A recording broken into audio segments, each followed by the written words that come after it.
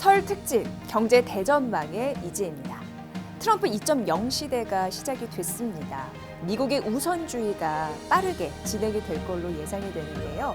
이 대전환의 시대, 한국 경제에 미치는 영향력은 무엇일까요? 자, 오늘 특집 이 시간은요. 트럼프 2.0 시대 한국 증시에 미치는 영향력, 특히 수혜주와 피해주가 무엇인지 투자 전략 전해드릴 거고요. 미국 주요 기술주 M7에 대한 기업 전략까지 챙겨드리도록 하겠습니다. 다양하게 준비했거든요. 지금 바로 만나보시죠.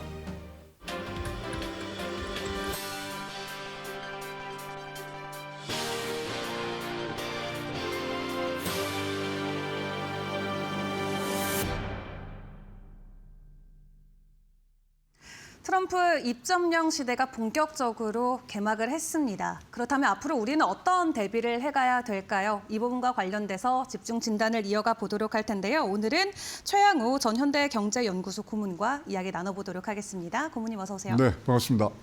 네, 4시간 전이었죠. 취임식 실시간으로 진행이 됐는데 고문님 시청하셨나요? 네, 지금 뭐 새벽 2시에 일단 공식적으로 이제 돼서 지금 사실 뭐 세인트 존스 성공회 교회 가서 예배드리고 뭐 이런 과정에서 우리가 예상했던 대로 국가 비상사태를 이제 선포하면서 자기가 지금 사실 이런 예산이라든가 뭘 하는 거는 다 사실 의회에 있거든요.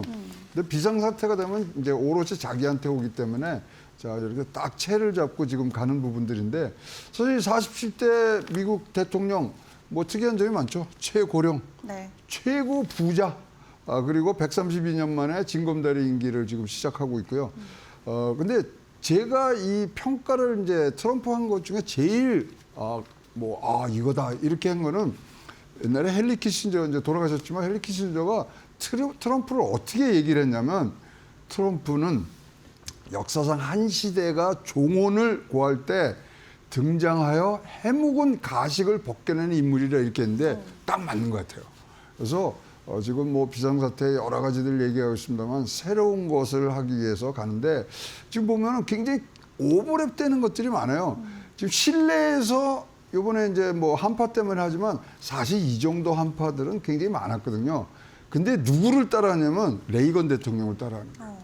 레이건 대통령은 사실 메가를 이 단어를 만들어내신 분인데 그때 레이건 대통령도 실내에서 했어요.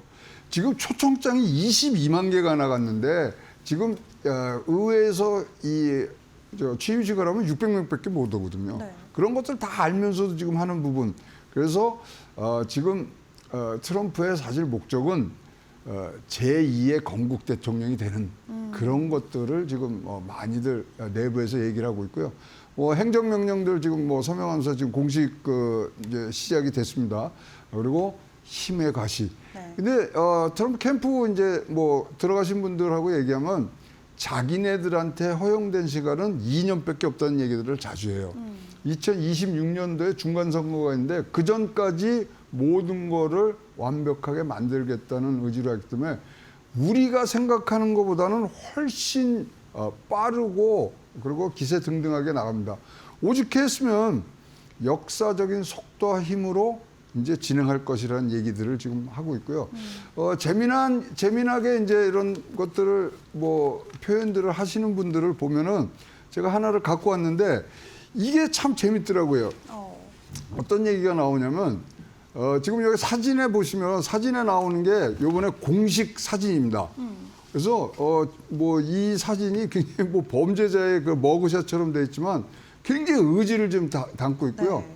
네. 본인이 테리프맨, 관세맨이라고 그러잖아요. 그걸 어떻게 해석을 하냐면 이거는 관세맨이지만 지역적으로 사실 옛날에 났던 이 전제주의처럼 이렇게 패권주의로 갈 거다. 테리토리얼이 있고, 근데 동맹과 적을 가리지 않는 네. 길을 잃어버린 듯한 얘기. 그러나 이거의 결과로 전 세계가 리세션과 인플레이션이 올 거고, 모든 걸 친구라고 얘기하기보다 일단은 적으로 생각한 후에 나온다. 4가 나오고 그다음에 굉장히 피어스한, 굉장히 혹독한 그런 부분들이 나와서 그래서 테리프맨이다. 그렇게 지금 얘기들을 하고 있고요. 여러분 잘 아시지만 이것이 요 사진들 몇 개 재미난 사진을 갖고 왔습니다만 지금 이 총 맞은 다음에 저 사진 하나로 이거 된 그렇죠. 거 아닙니까? 네. 그다음에 오른쪽에 보면 트럼프 그래서 굉장히 젊을 때 사진이 나왔죠. 거래 기술을 네. 저서를 나온 다음에 한국에서 나왔던 이 광고 이 저 사진이고요. 옆에 보시면은 트럼프의 배프 중에 배프가 누군지 아세요? 누구죠? 여기 나오시는 대통령입니다. 클린턴입니다. 굉장히 친해요. 두 사람을 자기의 베프라고 얘기를 하는데 하나가 마이클 잭슨, 하나가 클린턴 대통령인데 자기 베프의 부인하고 선거를 한 거죠. 그래서 이런 것들이 이제 쌓여오면서 드디어 이제 저 뭐 손을 울픈 쥐고 총을 맞은 후에도 나온 것들이 사실 모든 것들을 다 말하고 화성 간다 뭐 여러 가지를 하지만 제2의 건국 대통령으로 남고 싶어하는 트럼프의 의지들이 이렇게 차곡차곡 쌓였던 것으로 보여집니다. 네. 오늘 정말 취임식 우리가 주목할 부분들이 굉장히 많았고 트럼프가 어떤 생각과 또 어떤 태도로 지금 임하고 있는지까지 싹 정리를 해주셨는데 그렇다면 오늘 취임식과 함께 발표되는 여러 가지 행정명령들 그 안에서도 우리가 좀 주목을 해볼 만한 핵심 정책이 또 따로 있을까요? 일단 국가 에너지 비상 사태를 선포를 하면서 이를테면 이제 기후협약을 이제 탈퇴하는 거를 뭐 일단은 법제화할 수 있는 부분이고 이렇게 하면은 그린 뉴딜 다 이제 없애는 거죠. 그다음에 이제 전기차에 대한 그런 또 다른 모습들 이런 것들 하는데 일단은 경제 전반적으로 이렇게 나올 수 있는 부분들이요. 지금 관세를 부과하는 걸 이제 법제화해야 된다. 이거는 관세에 관해서는 모든 것들을 의회에서 갖고 있거든요. 그런 다음에 어떤 조건이 충족됐을 때 대통령이 특별하게 쓸 수 있는 게 미국의 체제입니다. 그래서 그거를 법제화하는 부분, 그다음에 기후 협약이 탈퇴되고 대규모 지금 규제 완화들 지금 일론 머스크를 통해서 지금 하고 있는 부분.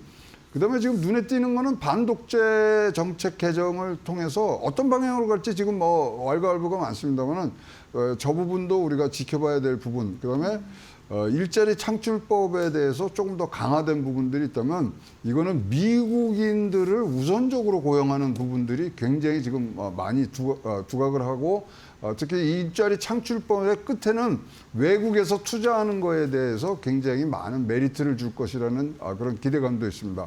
그다음에 이제 일론 머스크가 끄는 다치 정보효율성위원회에서 부처에서의 개혁 방향이 사실 전반적으로 이렇게 끌고 나갈 부분들이 지금 생각이 되고 있는데요. 어떻게든지 한 줄 요약을 하면 미국산을 짓고 그다음에 미국산을 사고 미국인을 고용할 것이라는 게 기본적인 전제로 가는 그런 트럼프의 첫날이 지금 펼쳐지고 있습니다. 네, 여러 가지 행정명령이 쏟아졌고 그 안에서도 주목해 볼 만한 정책들 계속해서 이제 업데이트가 되고 있는데 그렇다면 우리가 증시와 경제적인 측면만 놓고 좀 생각을 해보고 고려를 해본다면은 앞으로는 어떤 또 변화가 있을까요? 이게 이제 이제 두 번째 임기가 시작되니까 여러 가지 얘기들 나오지만 사실 1기하고 2기의 시작점이 좀 달라요. 뭐냐면 트럼프 2기의 시작점은 이제 경기 하강기였어요. 1기 때는요, 경기 회복기고요. 그 다음에 어쨌든 이제 트럼프 하면 중국과 싸우잖아요. 자, 처음에 45대 대통령 됐을 때 중국은 펄펄 날 때예요. 7% 하면은 올해 성장 못했다 이럴 때인데 지금 사실 중국의 힘이 굉장히 빠져 있는 상태. 그리고 지금 트럼프가 책상 위에 가장 많은 보고서가 쌓이는 게 지금 고용시장 좀 냉각이 되는 조짐이 보이거든요, 미국에서. 그래서 이것을 어떻게 치고 나갈 것이냐. 그다음에 지금 모든 국민이 원하는 게 인플레이션 잡아주는 건데 이것들을 또 어떻게 할 것인가. 이러한 부분들이 지금 분명히 트럼프 2기 개막에 있어서 증시에는 굉장히 직접적인 영향을 미칠 거고요. 얘기 하면은 우리가 방산이라든가 여러 가지들 얘기를 하고 있습니다만은 저는 한 달 보시면 다 나옵니다. 그리고 크게 여러분들이 보실 때는 중소형주보다는 이거는 대형주로 지금 한 달을 갈 수밖에 없습니다. 그래서 여기까지를 보신다 그러면 지금은 순환 매장이 될 수는 있습니다만은 네. 지금 포트폴리오를 짜실 때는 대형주 위주로 가셔야 지금 이 전체적으로 이 흐름에 네. 큰 흐름에 올라타시는 거고요.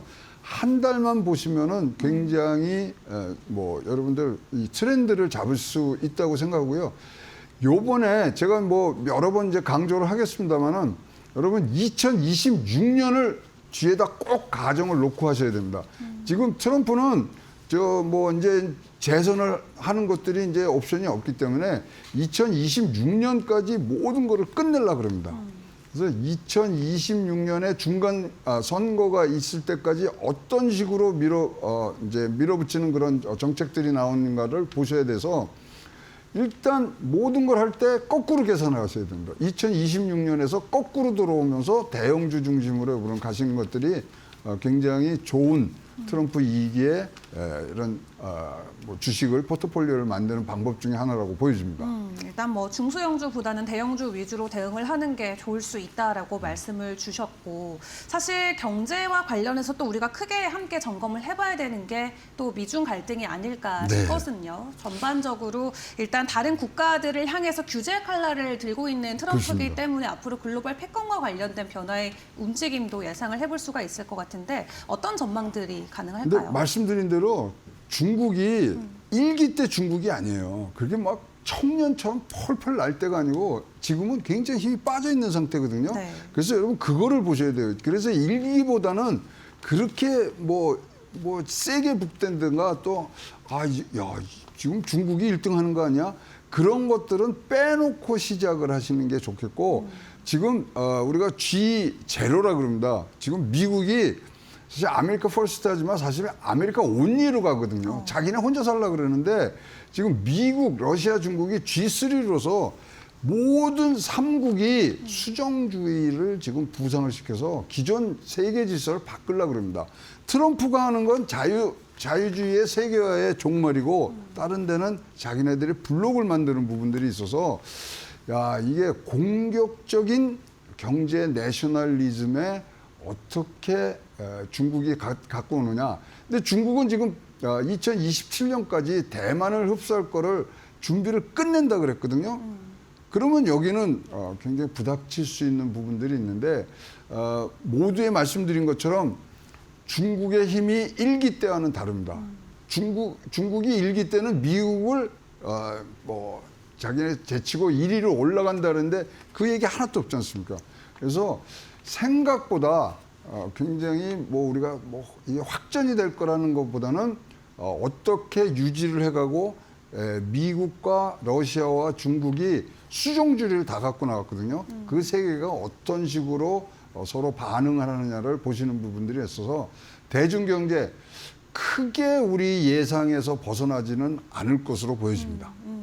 확실히 일기 때랑은 좀 중국과의 관계가 다른 상황을 짚어주셨고 사실 이 트럼프 당선 이후로 특히 올해 들어서의 이 빅테크 7 종목들의 주가 추이를 봤을 때 네. 엔비디아만 연초 대비 지금 그렇죠. 하락세를 이어가고 있거든요. 그리고 오늘 취임식에서도 젠슨 황만 참석하지 않았죠. 않았고 중국으로 갔는데 그의 이러한 행보를 우리가 어떻게 좀 평가를 해봐야 될까요? 그러니까 이제 여기 모든 게 이제 기승전 AI 아닙니까? 그러니까 그거를 누군가가 끌고 가야 되는 부분들인데 일단은 미국에서는 국가적인 차원에서 지금 잡고 가려고 그러는 부분들이 있어서 그런 것들이 지금 엔비디아가 좀 말씀하시는 그런 행보를 걷는 거에 대해서 네. 엔비디아는 글로벌 회사가 되고 싶은 거지 미국 회사가 되고 싶은 건 아니거든요.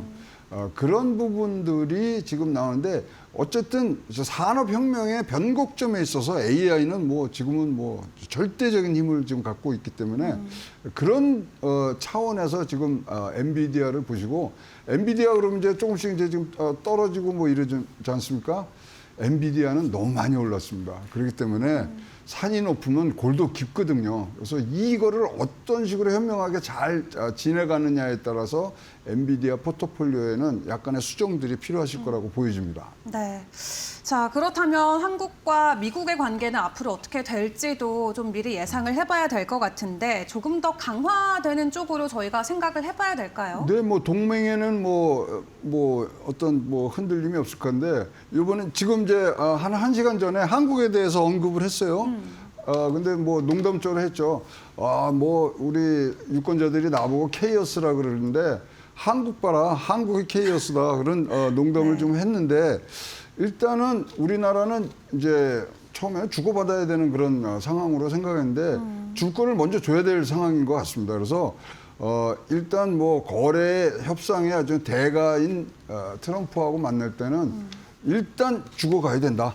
그래서 손정희 소프트뱅크 CEO가 가서 하시잖아요. 1,000억 하니까 그럼 나 2,000억 하겠다. 뭐 등등 여러 가지를 해야 되는데 그런데 우리가 지난 4년간 비록 바이든 행정부 밑에서지만은 대미 투자 얼마나 많이 증가했습니까? 그런 일자리 창출을 얼마나 많이 했습니다. 특히 일자리 창출도 공화당이 우세한 지역에 많이 올렸거든요. 그런 성과를 지금 우리가 굉장히 이거 부각을 시켜야 될 거고요. 좋은 거는 뭐냐면 자동차, 배터리 지금 중국이 3대 신성장 동력으로 갖고 있는 거 지금 트럼프가 완전히 이거는 안 돼. 우리가 다시 한번 갖고 와야 돼. 여기에 지금 초점을 맞춰 있거든요.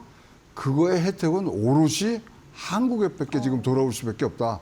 그래서 중국의 신삼양이라 그러는데 1월 타격할 이제 정책들이 나오는데 그거를 얼마만큼 같은 행보로 같은 곳을 바라보면서 트럼프 행정부와 같이 가느냐가 사실 한미 관계에서는 경제뿐만 아니라 안보까지도 영향을 미칠 수 있는 그러한 방향이기 때문에 세 군데 신삼양 요거 잘 우리가 활용을 해야 된다고 생각을 합니다. 네, 중국 쪽의 움직임까지 같이 예의주시하면서 앞으로의 한미 관계를 풀어가봐야 된다 말씀을 주셨고 또 오늘 취임식에서 우리가 굉장히 화제가 되고 집중이 됐었던 것은 재계 인사들의 참석이었습니다. 네. 빅테크 수장들도 대거 참석을 했고 실내에서 하다 보니까 생각보다 좀 적은 규모의 인원들이 그렇습니다. 모이긴 했습니다만 각자 어떤 좀 역할을 맡게 될지 그리고 어떤 의미를 우리가 좀 부여해야 될지도 궁금한데요.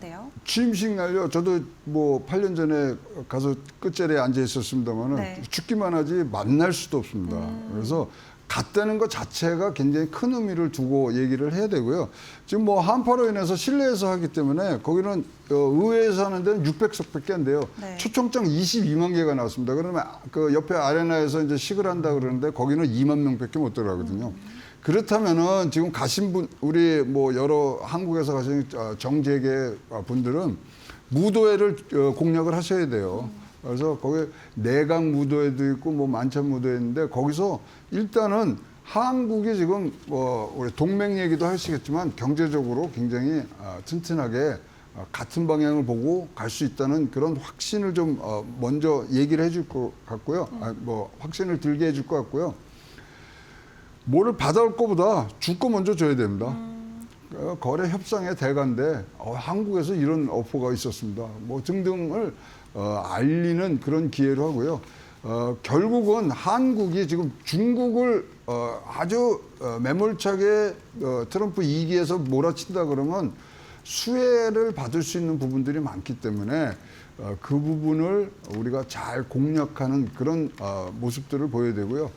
크게 깊게보다는 넓게 우리 한국의 정재계 인사들이 만나서 교류를 하고 오셨으면 좋겠습니다. 네, 사실 이 국내에서 5대 그룹 총수는 모두 불참한 상황에서 일부 기업들은 참석한다라는 소식으로 지난주부터 관련 또 주가들이 엄청나게 올랐죠. 상승하는 그런 모습들이 나왔는데 네. 사실 우리가 기대하는 어떤 그런 결과까지 연결되기는 어렵다라고 아쉽죠. 보시는 거죠. 그리고 저는 그렇게 해서 오른 건 정치적 테마주인데 정치적 테마주 길게 간 적은 없지 않습니까? 그래서 그렇죠. 이것이 지나가고 이제 행정명령에 굉장히 많은 것이 이제 몰입이 될 겁니다.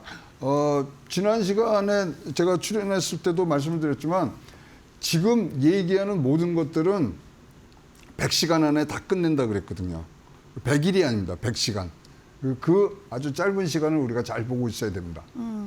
알겠습니다. 자, 그렇다면 트럼프 2기 개막과 함께 한국 경제와 증시만 놓고 본다면 어떤 영향력들이 끼쳐질지도 궁금한데 일단은 계속해서 올해 초 들어서 코스피와 코스닥 지수단에서는 나쁘지 않은 흐름을 보여주기는 그렇죠. 했거든요. 앞으로는 어떻게 될까요? 나쁘지 않은 게 세계 1등 했으니까요. 네. 좋은 거죠. 근데 어쨌거나 경제라는 것은 정치적 안정과 사법적 안정을 바탕으로 해서 일어나는 부분들이 있기 때문에 빠르게 우리가 정치적 안정과 사법적 시스템의 정상 작동이 지금 필요한 부분들이고요.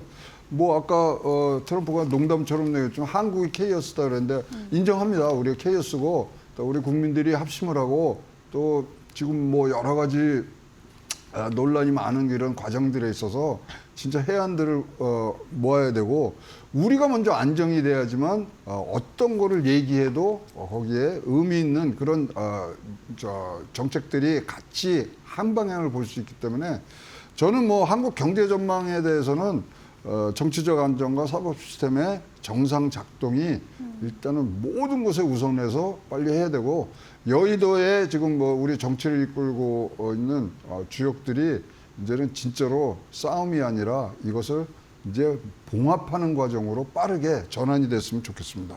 일단 우리 국내 내부적으로 좀 안정을 해야 추가적으로 전해지는 것들도 뭐 호재로 작용이 되는 변동성이 나올 수 있다 말씀을 주셨고, 자 그렇다면 지난 몇 달 동안도 국내 증시를 놓고 봤을 때 트럼프의 뭐 수혜주다 피해주다 또 이런 네. 테마가 굉장히 많이 형성이 됐었거든요. 네. 앞으로 그렇다면 우리가 트럼프 2기와 관련된 수혜주와 피해주를 좀 미리 선별해 볼 수 있는 전략 같은 것도 있을까요? 미국이요? 네. 미국이 이제 우리가 12간지로 이렇게 따져서 보면요.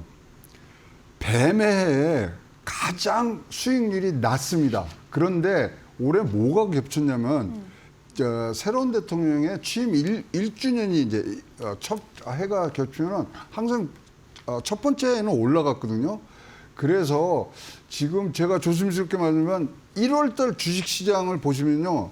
올해 전체는 나온다고 보여집니다. 네. 그래서 그렇다면은 1월 달에 이런 기운을 받아서 가는 거는 항상 대형주였기 때문에 중소형주보다는 대형주로 투자 방향을 봐시고 일단 피해주는 지금 뭐 나왔죠. 뭐 2차 전지나 풍력 이런 건 이제 피해주로 나와 있는 부분이고 그는 정책적인 거는 영향을 받고 수혜주는 역시 저는 조선이라고 봅니다. 네. 조선업이 또 그다음에 특별히 한국에 대한 이런 관심도에 지금 굉장히 많고 2027년도까지 지금 중국이 대만을 하는데 그 앞에 해역에 잠수함이 움직일 수 있는 부분들에 대해서 굉장히 지금 뭐 투자와 이런 것들을 많이 하는데 그런 것들에 대응할 수 있는 부분, 네. 그다음에 전력, 그다음에 이제 엔터테인먼트 분명히 올라갑니다. 엔터테인먼트 출신 아니십니까? 그리고 원전, 바이오, 방산 이런 것들이 사실 좋은 흐름을 갖고 갈 거고요. 1월 달의 흐름들을 보시면 올해 것들은 답이 나올 것 같습니다. 그대로 요것들이 변화와 그다음에 폭과 깊이를 네. 같이 갈 것 같습니다. 그다음에 야 이거 너무 지금 뭐 한국도 안 좋고 이러는데 어떻게 해야 되지? 1월 달을 잘 공부를 하시면 좋을 것 같습니다. 보통 1월의 상승률이 한 해 전반적인 분위기를 좌지우지하는 만큼 이번 달을 어떻게 마무리하는지가 중요하다라고 또 코멘트를 남겨주셨습니다. 트럼프 취임 이후에 바로 트럼프 시대 2.0을 우리가 어떻게 살아가야 될지 여러 가지 전략들 함께 이야기를 나눠봤는데요. 지금까지 최영호 고문과 여러 가지 이야기를 나눠봤습니다. 오늘 도움 말씀 감사합니다. 네, 고맙습니다.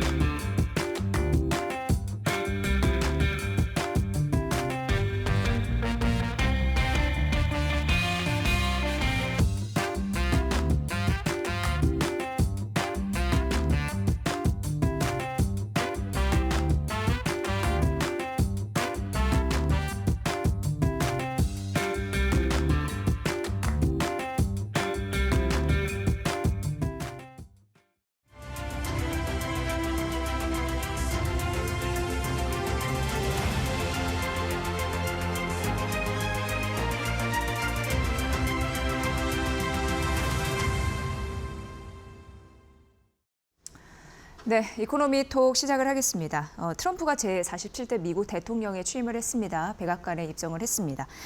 이제 트럼프 2.0 시대 시작이 됐는데 오늘 장재철 박사와 함께 시장의 영향력, 경제 영향력에 대해서 자세하게 진단을 해드리도록 하겠습니다. 옆에 와 계십니다. 어서 오십시오, 박사님. 네, 안녕하세요. 네, 굉장히 앞으로 이 정책의 모멘텀 챙기느냐고 또 수혜주, 피해주 가리느냐고 바쁜 나날이 되지 않을까 일단 예상을 하게 됩니다.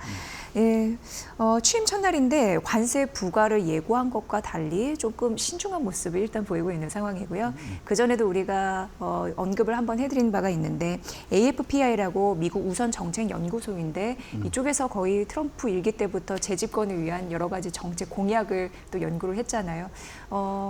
이쪽에서 회자된 이유도 사실 굉장히 많았습니다. 근데 대통령 취임 이후 서명할 300개의 행정명령 초안을 또 준비 중이라고 하는 이슈도 상당했고요. 어쨌든 싱크탱크 아젠다를 분석해서 시장에 발빠르게 반영하는 그런 게 우리는 지금 중요해 보이는데 어떤 게 골자라고 보십니까? 예, 아무래도 트럼프 일기 때는 비정치인이었다가 대통령이 돼가지고 임기 초반에 상당히 좀 차질이 있었습니다. 근데 네. 이번에는 지금 말씀 주신 대로 AFPI 그 미국 우선 정책 연구소 트럼프를 위한 싱크탱크죠. 예. 거기서 말씀하신 대로 300개 정도의 행정명령을 이미 준비해 놓고 그 중에서 취임 100일 동안에 약 한 100개 정도를 이제 순차적으로 해나갈 것으로 보입니다. 당초 전망은 취임날 마치 폭풍이 몰아치는 것처럼 공포의 그런 행정명령을 할 것이다 그랬는데 네. 취임식에서는 구체적으로 한 3개 정도 비상사태, 네. 국경 문제와 에너지 쪽에 대해서 이제 구체적으로 얘기했고요. 나머지는 이제 순차적으로 나올 거라고 예상이 됩니다. 주요 그 이슈는 아무래도 관세가 될 것 같고요. 그쵸. 그리고 두 번째는 네. 이민자 문제, 그리고 세 번째는 성소수자나 아니면 인권, 그동안의 다양성, 포용성 이런 바이든의 정책에 대한 어떤 되돌림이 있을 거로 보이고요. 그 다음에 에너지 쪽에서 오늘 그 취임식에서 얘기했던 석유가스 시추에 대한 재개, 그래서 그동안의 청정이나 아니면 재생에너지 쪽에 초점을 뒀던 바이든의 에너지 정책에서 다시 화석에너지 쪽으로 넘어가는 그런 쪽으로 갑니다. 그리고 이제 제일 큰 거 감세 정책. 네. 두 번째로 강조드릴 수 있는데요. 감세 연장을 올해 말에 이제 만기가 되는데 그걸 연장해서 법인세와 소득세 쪽에서의 감세를 추진할 것으로 보입니다. 네. 지금 속보성으로 계속 그 행정명령 사항에 대한 이야기가 나오고 있는 상황인데 바이든의 북극 석유 시추 금지를 철회하겠다 이런 네. 이슈가 일단 있는 상황이고요. 그리고 중요했던 파리 기후변화협정 탈퇴에 서명을 한 그런 상황인데 이미 예상됐던 그런 네네네. 반응이 있었고요. 그리고 2030년까지 전기차 비중을 50% 철회하는 행정명령에 또 서명을 한 이런 흐름들 지속적으로 나오니까 이게 우리 산업에 미칠 거거든요. 근데 반영돼 어떤 부분도 있고요. 그래서 이 부분 좀 살펴보도록 하겠습니다. 일단 트럼프 같은 경우에는 이제 대통령이라고 해야 될 텐데 이 관세와 똑똑한 정책으로 수천 개 공장을 또 미국으로 가져오겠다 이런 얘기도 했고요. 어쨌든 미국 우선주의에 빠르고 강력하게 밀어붙일 것으로 현재 행정명령에 서명하는 것으로 보면 또 알 수 있는 바입니다. 근데 이제 문제는 수출 의존도가 꽤 높은 우리 한국 경제의 영향력 진단이 아닐까 싶고요. 근데 말씀드렸다시피 일부 또 반영된 부분도 있고요. 어쨌든 셈법은 좀 복잡해 보입니다. 어떻게 보세요? 예, 구체적으로 반영된 부분은 이제 시장 그 주가나 이런 부분에 좀 반영이 된 부분이 있고요. 네. 이제 실질적으로 관세가 부과가 되면 한국 같은 경우에는 이제 보편 관세에 적용을 받을 가능성이 큽니다. 10에서 20% 정도. 근데 이게 이제 관세를 부과하면 바로 영향을 미치는 것도 있지만은 이게 시차를 두고 영향을 미치는데요.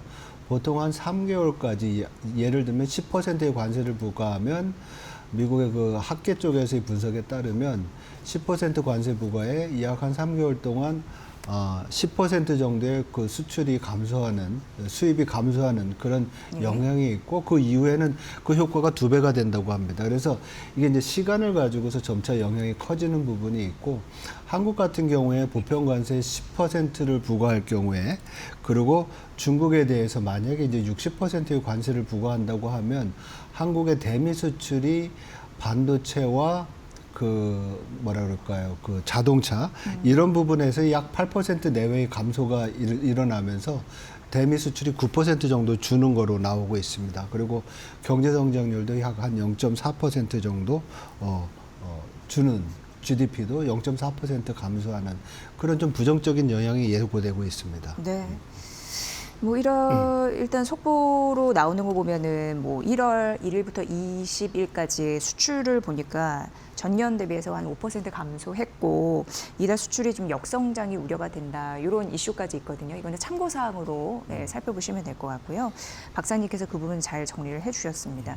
근데 어찌됐건 이제 관세 타격에 대한 우려를 우리가 이제 생각을 안 할 수가 없는 상황인데, 근데 또 이런 생각이 듭니다. 지금 IMF를 비롯한 글로벌 IB나 여러 가지 연구 기관 쪽에서 관세를 일방적으로 미국에서 따르게 되면 결국 그 화살은 미국이 받게 될 걸 이런 예상을 한단 말이죠. 네. 그래서 일방적으로 밀어붙이기보단 협상 카드로 내세울 가능성이 있다라고 했는데 취임 첫날에 그런 이슈는 살짝 줄어든 상황이라서 신중한 태도로 보이니까 또 여기서 우리가 좀 연결고리를 챙겨볼 게 있을 것 같습니다. 예.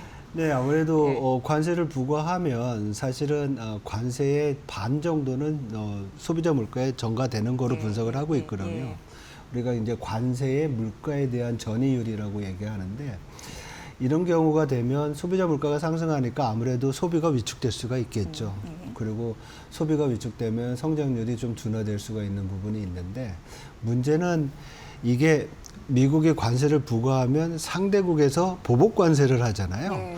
그래서 여러 가지의 그 경제 분석에 따르면은 이 보복 관세가 있는 경우에 미국이 더 큰 영향을 받는 것 같아요. 예를 들면 뭐 워드뱅크 같은 경우에는 당초 올해 경제 성장률을 2.7%, 세계은행은 2.7% 전망했는데 이게 보복 관세가 아니 관세를 부기게 되면 0.3%포인트 낮아질 거다. 2.4%로 떨어질 거라고 보이죠. 세계 경제 성장률이 평균적으로.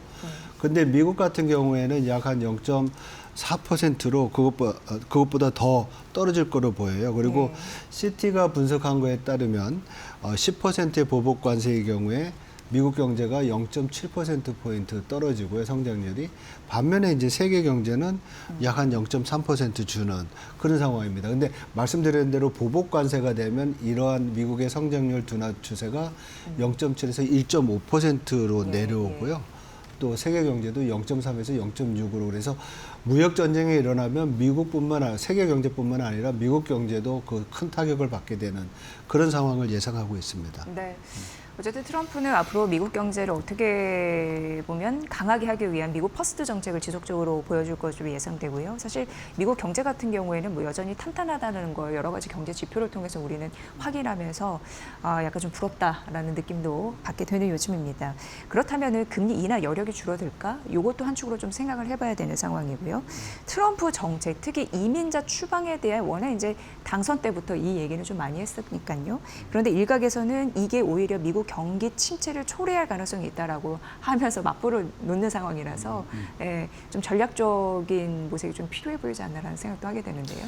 예, 그래서 뭐 관세 문제도 그렇고 이민자 문제도 그렇고 미국 경제에는 상당히 부담이 되는 상황입니다. 그래서 여러 가지 분석이 있지만 브루킹스 연구소에 따르면 두 가지 시나리오를 지금 분석을 했는데요. 보면 트럼프의 이민 정책으로 인해서 순 이민자 수가 감소하는 경우, 총체적으로 봤을 때, 그리고 조금 증가하는 경우, 이 두 가지인데, 감소하는 경우 2년 연속해서 이제 2년 동안에 순 이민자 수가 감소하는 경우로서 첫 번째 가정이 약 한 65만 명 정도가 감소한다. 순 이민자. 그러니까 나가고 들어오는 그 숫자겠죠. 추방하는 게 많으면 그만큼 줄어드는데, 작년 한 해 동안에 그 이민자 수가 한 300만 명 정도 돼요. 근데 이것이 65만 명으로 줄게 되면 미국 경제에 약 한 1,100억 달러의 손해가 발생을 하고 성장률로는 0.4%포인트 내려오는 그런 상황이고요. 좀 괜찮은 경우에는 뭐 이민자 수가 100만 명 정도 좀 더 늘어나고 그 피해는 300억 달러 그리고 경제 성장률은 0.1% 정도로 예상을 하는데 이게 이제 성장률의 어떤 하락폭이 0.4%포인트다 이러면 크잖아요. 한국 같은 경우에는 엄청 크겠죠. 지금 2% 미만이니까. 근데 미국 같은 경우에는 올해 예상되는 경제 성장률이 2%대 중반이에요. 그러니까 2.5, 2.4 요 정도 되는데 거기서 0.4%포인트 내려온다 그래도 잠재 성장률을 상회하는 거죠. 그래서 경제가 침체 국면에 빠진다고 하면 적어도 경제 성장률이 1% 초반으로 가야 되는데 그럴 가능성은 작다 이렇게 보고요. 이 연준에서 이제 그 장단기 금리 차로 경기 침체를 분석하는 그 그림인데요. 보면 맨 오른쪽 보면 장단기 금리 차가 옛날에 역전이 돼서 경기 침체가 온다고 그랬잖아요. 네. 근데 최근에는 연준이 정책 금리를 낮추면서 장단기 금리 차가 다시 이제 정으로 돌아섰어요. 마이너스에서 정상화되는 플러스 과정으로, 예. 정상화되고 있어요. 그래서 네. 그 다음 슬라이드를 보면 그 확률 자체를 본다고 하면은 지금 약 한 30%인데 보시다시피 위에서 지금 내려오고 있죠. 그래서 지금 한 30% 정도의 그 경기 침체 확률인데 연준이 추가적으로 금리를 인하한다 그러면 저 확률은 더 내려갈 것으로 보입니다. 그래서 현재로서는 미국 경제의 경기 침체 확률은 높지 않다. 그래서 이민자 수가 뭐 갑자기 확 준다든지 아니면 실업률이 갑자기 높아진다든지 여러 가지 경제 충격이 없는 한 현재의 기본 전망은 미국 경제는 올해도 잠재 성장률 이상의 노랜딩을 지금 예상하고 있는 상황이다. 네. 이렇게 보시면 될 것 같습니다. 네, 노랜딩이 지속될 것 같은 미국 경제 여전히 탄탄할 가능성이 높다라는 여러 가지 시그널을 말씀을 해주신 겁니다. 자, 우리 시장 입장에서는 트럼프 통상 정책에 대한 우려감이 있었고 그리고 관세 정책 리스크가 있었는데 이게 이미 고점 부분이다. 그래서 증시 어떻게 보면은 리스크는 완화될 가능성이 있다. 선반영됐다라는 얘기를 하는 것 같거든요. 박사님은 어떻게 보시나요? 네. 네, 그런 논리가 설득력이 있을 수도 있을 것 같습니다. 왜냐하면 오늘 약간은 좀 뭐 조사를 더 불공정 무역을 조사해야 되겠다. 그래서 당초에는 오늘 바로 뭐 캐나다와 멕시코에 25%의 관세를 부과하고 중국에 10% 관세를 부과하겠다 추가적으로 이런 얘기가 나올 줄 알았는데 더 불공정 무역을 조사하겠다, 연구하겠다 이런 얘기를 하는 걸 보면 아마 뭐 관세에 대한 이슈가 좀 수그러들지 않을까 이런 또 생각도 할 수 있는데요. 네. 제가 볼 때는 더 구체적인 어떤 관세 방안은 이미 마련돼 있고요. 이게 그 뭐 베센트 그 재무장관 이제 후보자가 장관이 되겠죠. 얘기했던 것처럼 매달 뭐 2에서 5%씩 관세를 부과하겠다. 아니면 특정 산업 아니면 제품에 대해서 관세를 부과하겠다. 그래서 이러한 어떤 정책의 그 조합이나 운영에 있어서의 변화가 있을 뿐이지 관세는 부과될 것으로 보입니다. 그래서 네. 이 관세 리스크는 적어도 당분간 약 한 6개월 정도는 계속 지속해서 우리가 주목해야 되는 그런 불확실성이라고 볼 수 있을 것 같습니다. 네. 그런 리스크는 저희가 또 시시각각 잘 봐드리도록 하겠습니다. 어쨌든 오늘 트럼프 취임식이 있었고 오늘 첫날이고 여러 가지 행정 명령에 서명하는 흐름들 그게 어떤 내용인지도 말씀드렸는데 환율을 보면 약간 느낄 수 있잖아요. 오늘 환율이 지금 1,435원 80전인데 한때 1,432원까지 내려갔네요. 그게 시장의 심리다. 이렇게 보시면 될 것 같습니다. 2016년 사례 하나만 좀 보면서 마지막으로 질문 좀 드리도록 하겠습니다. 그 트럼프 당선 직후에 급반등, 이거 당선 직후로 말씀드리는 건데요. 그때 달러와 채권 금리가 급반등했다가 취임을 앞두고 좀 하락 반전한 흐름들이 있었는데 그렇다면 채권 매력 투자는 또 어떻게 보시는지 궁금했습니다. 예. 예, 당시랑 최근을 많이 비교를 합니다. 예. 그러니까 보통 우리가 새로 대통령이 되면 주식시장은 좀 새로운 정책에 대한 기대로 좀 좋아지는 부분이 있고요. 채권 시장도 몇 번의 경우에는 그런 상황이 있었는데 그때와 지금의 가장 큰 차이는 그때는 경제 여건도 좀 상대적으로 괜찮았고요. 그래서 연준이 정책 금리를 올릴 때였어요. 네. 그래서 채권 금리가 이제 상승을 했던 그런 부분이 있었고 이번에도 채권 금리는 상승을 했는데 가장 큰 차이는 연준이 금리를 지금 낮추고 있다는 거죠. 그러면 왜 채권 금리가 상승을 했느냐? 여기에는 그때보다 상당히 높은 인플레이션이 있고요. 최근에는 기대 인플레이션이 2%대 후반에서 3.3%까지 높아졌어요. 그리고 트럼프 2.0의 그 정책의 가장 핵심인 관세와 감세, 그러니까 통상과 감세 정책에 있어서의 인플레이션 압력이 우려된다는 점이 있기 때문에 올라간 건데요.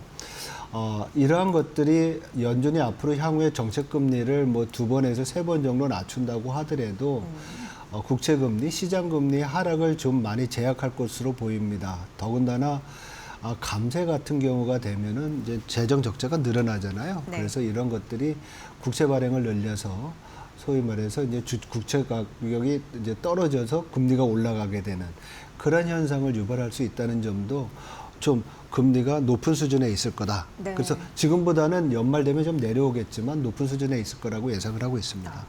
그러니까 이거는 뭐 고금리를 우리가 좀 받아들여야 되는 상황이네요. 그런 네네. 부분을 잘 참고를 해보시면 될 것 같습니다.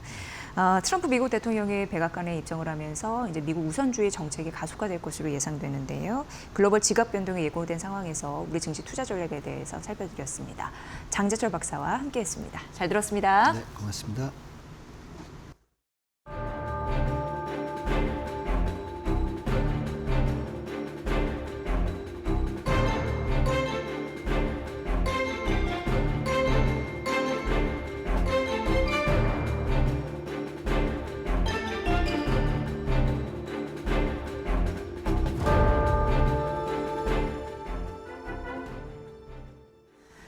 네, 올 한해도 미국 증시를 주도할 7개 기술 주요 기업들, 이게 결국 우리 시장에도 영향을 미칠 텐데 M7 기업들의 여러 가지 뭐 기업 현황과 주가 전망 함께 알아보도록 하겠습니다. 오늘 이 시간은요, 미디어스피어 강정수 박사와 함께하겠습니다. 박사님 어서 오십시오. 안녕하세요. 네, 저희가 빠른 시간 안에 7개의 기업들을 쭉 알아봐야 되는데 먼저 테슬라부터 봐야 될 것 같습니다. 워낙 그쪽에 이제 전문가시고 사실 테슬라는 올해 들어서도 투자자들의 많은 관심을 받았는데요. 앞으로 주가를 결정할 수 있는 여러 가지 방향성 중에 뭐 여러 가지 로보택시나 전기차나 AI 기술 진전 등을 꼽고 있습니다. 그런데 우리가 단기간에 좀 살펴봐야 될 부분이 올해 로보택시 서비스가 상용화될 건지 아니면 뭐 AI 기반 휴머노이드 로봇인 옵티머스 이런 부분이 판매 시작이 될 건지 이런 부분이고 앞서도 말씀드렸지만 도로주행 예, 테스트를 또 통과해야 되는 이슈도 있잖아요. 맞습니다. 예, 전반적으로 좀 쭉 살펴주시죠. 네, 네. 다 말씀해 주셨는데요. 우선은 로보택시 상용화 옵티머스의 외부 판매는 이루어지지 않을 거라고 예측되고 있고요. 테슬라의 일론 머스크의 어떠한 진술이나 발언들을 보게 되면요. 예, 예. 하지만 2025년 가장 중요한 것은 테슬라 역사에서 가장 중요한 것은 일론 머스크가 2024년에 예고했던 텍사스주와 캘리포니아주에서 비감독 즉 unsupervised에 대한 FSD 테스트입니다. 이 결과가 네. 어떻게 나오는가에 따라서 테슬라 주가라든지 테슬라의 성장의 모멘텀이 만들어질 것 같고요. 옵티머스는 지금 한 2025년 1월에 CES를 맞이해서 일론 머스크가 인터뷰를 했었죠. 이 네. 인터뷰에서 일론 머스크가 밝히기를 2025년에는 한 1000여 대 정도를 기가 팩토리 테슬라 공장에서 사용을 하겠다. 그리고 외부 판매를 시험적으로, 그러니까 외부파에 대해서 공식적으로 판매하는 게 아니라 시험적으로 판매하는 거는 2026년에 하겠다. 이렇게 지금 일정을 밝히고 있습니다. 그리고 본격적으로 테슬라가 이것을 일반 시판하기 위해서는 연간 생산량이 100만 대가 돼야지 경제성, 즉 저렴하게 판매를 할 수 있다고 보고 있는데요. 아마 이것은 조금 더 시간이 걸릴 거라고 보고 있는데 물론 일론 머스크는 이번 CES 관련 인터뷰에서 2026년 한 50만 대를 생산한다고 2027년부터죠. 한 50만 대를 생산한다고 하고 있는데 이건 좀 기다려봐야 될 것 같고요. 네. 하여튼 올해 가장 중요한 것은 캘리포니아하고 텍사스에서 진행되는 FSD 비감독 공개 테스트의 결과 여부가 테슬라 주가에는 가장 중요하다고 말씀을 드릴 수 있습니다. 네, 그게 단기적인 주류에서 가장 중요하다라고 말씀드렸고 사실 대세는 AI 기술 이쪽도 우리가 지속적으로 어떤 기업이든 봐야 되는 그런 시대가 아닌가 싶습니다. 어찌됐건 이미 주류로 자리 잡고 있는데 또 AI 수요가 급증하면서 또 수혜를 받을 수 있겠죠. 근데 그게 이제 엔비디아 또 얘기가 되고 있는 상황이고요. 근데 엔비디아 쪽은 지금 단순한 반도체 회사가 아니야. 우리는 이제 로봇 기업으로 성장할 것이다라는 의지는 좀 내비치고 있는 상황인데 현재 뭐 기술 업그레이드를 위한 혁신 이런 부분은 좀 보이시는지 궁금했습니다. 네, 엔비디아도 레토릭이죠. 테슬라가 2024년 작년 7월 달에 우리는 자동차 회사에서 AI 로보틱스 컴퍼니로 전환한다고 얘기했던 것처럼 지금 엔비디아 같은 경우에는 우리는 반도체 회사에서 로봇 회사. 하지만 그렇다고 반도체를 버리고 가는 것은 아니죠. 그래서 이번 CES 때 여러분들 잘 아시는 코스모스라고 하는 월드 모델 또는 물리 AI, 피지컬 AI를 공개를 했습니다. 작년 상반기에는 이것을 공개한다고 예고를 했었고 이걸 실질적인 솔루션으로 이제 제공했다는 점에서 의미가 있고요. 근데 이 지금 피지컬 AI 또는 물리 AI, 월드 AI는 2024년 12월 구글도 참전 선언을 했거든요. 그래서 앞으로 로봇 산업에서의 가장 큰 주체는 중국을 제외한다라면 미국에서는 테슬라, 그 다음에 이제 엔비디아 그리고 구글 또한 선전포고를 했기 때문에 이 3파전이 될 거라고 예상이 되고 있습니다. 문제는 이 솔루션을 내놨고 이거를 연습시킬 수 있는 뭐 옴니버스의 플랫폼이라든지 또는 작년 커넬 대학이라든지 뭐 이런 대학들과 12개 대학과 같이 만든 제네시스라든지 이런 프로그램들이 있어서 소프트웨어 측에서는 준비들이 많이 갖춰져 있지만 한국을 비롯해서 뭐 유럽이나 미국이나 이런 다양한 로보틱 회사들이 실제로 이것을 기술적 엔지니어로 구현하는 데는 좀 시간이 걸릴 거라고 보고 있어요. 네. 그래서 이 시간들을 과연 얼마나 땡길 수 있을까? 훈련의 소프트웨어는 만들어졌지만 상용할 수 있는 것은 엔비디아가 하는 것이 아니라 로봇 회사들이 해야 되는 거기 때문에 이 로봇 회사들이 얼마나 속도감 있게 이것을 훈련시켜서 기계적으로 정말 손가락 하나하나를 움직일 수 있는가를 좀 지켜볼 필요가 있다는 거고, 또 하나 앞서서 테슬라의 경우에서도 말씀드렸던 것처럼 로봇이 상용화되기 위해서는 연간 생산량이 테슬라 입장에서도 100만 대가 돼야 된다는 것은 각각의 로봇 업체들도 최저임금 수준의 로봇을 공급하기 위해서는 대단히 대량 생산된 규모로 가야 된다는 건데요. 그럼에도 불구하고 우리가 잊지 말아야 될 것은 자동차 시장보다 한 30배가 큰 것, 그리고 지금에 있는 AI 반도체 시장보다도 훨씬 더 큰 시장이 이제 로봇 시장으로 열린다는 거고, 이 큰 시장에서 엔비디아가 어떠한 시장의 어떤 점유율과 포지셔닝을 취하는 것은 대단히 엔비디아의 앞으로 성장 방향성에 있어서 중요하다고 볼 수가 있고, 이런 미래가 잘 제시되고 있다고 볼 수가 있습니다. 네. 네. 지금 뭐 바클레이즈도 목표 주가를 175달러로 올라 네. 잡은 그런 흐름들도 있었는데 주말 사이도 많이 좀 회자된 부분이 있었어요. 계속 이런 이슈더라고요. 그러니까 엔비디아가 미국 반도체 위탁 생산 제한과 관련해서요. 그 신규 규정이 있었는데 이렇게 얘기를 합니다. 중국 내 사업이나 아니면 제품 판매에 영향이 없다라고 얘기를 하거든요. 이쪽도 우리가 좀 살펴볼 이슈가 있을 것 같아서요. 네, 사실은 뭐 이건 바이든 정부 그리고 오늘 출범하게 될 트럼프 2기 행정부에서도 계속해서 나오고 있는 건데요. 그러니까 미국과 중국 간의 갈등 자체가 미국 기업의 즉 전체 판매량을 줄여버립니다. 왜냐하면 중국은 엄청나게 큰 시장이기 때문에 중국에서 중간재로 팔리던 중국에서의 완성제로 팔리던 중국으로 판매되는 것들의 어떤 축소는 어떤 정치적인 제재에 의해서 네. 미국 기업들의 매출을 줄일 수밖에 없는 거고, 매출을 줄인다는 건 수익이 줄어든다는 거고, 수익이 줄어든다는 것은 미래를 위한 투자할 수 있는 R&D 비용도 줄어든다는 거고, 네. 미래의 성장 가능성도 줄이기 때문에 미국 기업들 위축시킨다고 볼 수가 있고, 이런 부분에서 엔비디아도 예외는 아니다. 그래서 엔비디아 같은 경우에는 지금 2024년 7월 기준으로 해서 전체 매출에서 지금 차지하는 중국이 차지하는 비율은 공식적으로는 12% 정도가 되고 있습니다. 그래서 많이 과거 20%대에 비해서는 축소가 된 건 맞거든요. 그러나 워낙 엔비디아 자체가 시장성이 좋아지고 AI 칩에 대한 수요가 높다 보니까 이 전체 매출 규모로는 37억 달러 정도인데요. 이 2023년 대비해서 한 30% 정도 성장을 한 겁니다. 그래서 중국이 엔비디아가 말한 대로 유의미한 관계를 맺고 있다. 즉 고성능 AI 칩은 수출하지 못하고 다양한 AI 반도체라든지 기자재는 수출하고 있지 못하지만 저가형 이런 보급형 반도체 같은 경우에는 수출이 제한되어 있지 않기 때문에 여기 자체에서도 시장성도 크다고 볼 수가 있고요. 네. 또 하나 보셔야 될 것은 예를 들면 틱톡, 오늘도 이제 논쟁이 되고 있는 틱톡 금지 때문에 논쟁이 되고 있는 모회사가 바이트댄스인데요. 여러분 틱톡에서 가장 큰 시장이 인도네시아입니다. 미국은 두 번째죠. 그다음에 세 번째가 뭐 2, 3위가 브라질과 미국인데요. 이 인도네시아를 이 서비스를 하기 위해서 틱톡 같은 경우에는 말레이시아라든지 싱가포르, 인도네시아에 엄청난 데이터 센터를 유지하고 있는데 네네. 여기에 엔비디아 칩들이 많이 들어가고 있어요. 이런 부분에서 그렇다면 바이트댄스도 궁극에서는 중국 기업이기 때문에 중국 본토로는 바이트댄스의 엔비디아의 칩이 안 들어가고 있지만 범아시아적으로는 들어가고 있다고 평가할 수가 있기 때문에 아직까지 미국 정부가 이것까지는 규제를 하지 않고 있어서 네. 엔비디아에게서 중국의 중요성은 여전하다고 볼 수가 있습니다. 네. 이제 아마존으로 넘어가 보도록 하겠습니다. 아마존 같은 경우에도 좀 기회도 있고 위기도 있다. 좀 이렇게 좀 나뉘는 것 같습니다. 근데 어찌됐건 자신만의 충성 고객층을 탄탄히 하고는 있는 것 같고 몬토를 넘어서 이제 해외 시장에서 주류를 좀 잡아가고 있는데 여기도 마찬가지로 그 AI 기술 혁신이나 뭐 사물 인터넷이나 그리고 로봇 등 굉장히 다양한 분야를 좀 갖고 있잖아요. 포트폴리오 네. 굿즈. 근데 올 한해 상황이 좀 어떻게 바라보시는지. 그러니까 한국에서 아마존의 가치가 좀 가장 저평가되지 않고 있나 싶어요. 왜냐하면 이제 한국에서는 아마존닷컴이라는 서비스가 제공되지 않고 있죠. 한국에서는 하지만 아마존 AWS 클라우드 서비스가 제공되고 있습니다. 여러분 아마존 AWS 같은 경우에는 전 세계 1위 클라우드 기업이죠.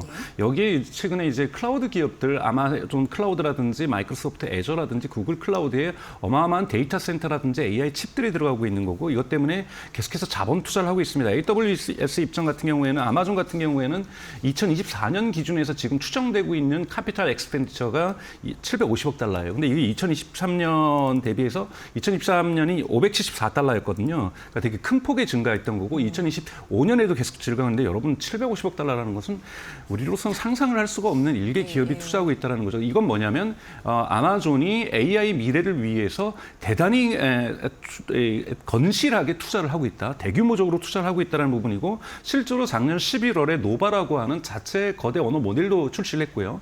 여러분 잘 아시는 클로드를 제공하고 있는 엔트로픽에도 되게 2차에 걸쳐서 대규모 투자를 했고 또 그 트리니움 2라고 하는 자체의 그 구글의 TPU 같은 자체 맞춤형 이 AI 칩 그래서 이제 마블 테크놀로지가 주가가 올랐죠. 지금 아마존 같은 경우는 그렇게 지금 진행을 하고 있고요.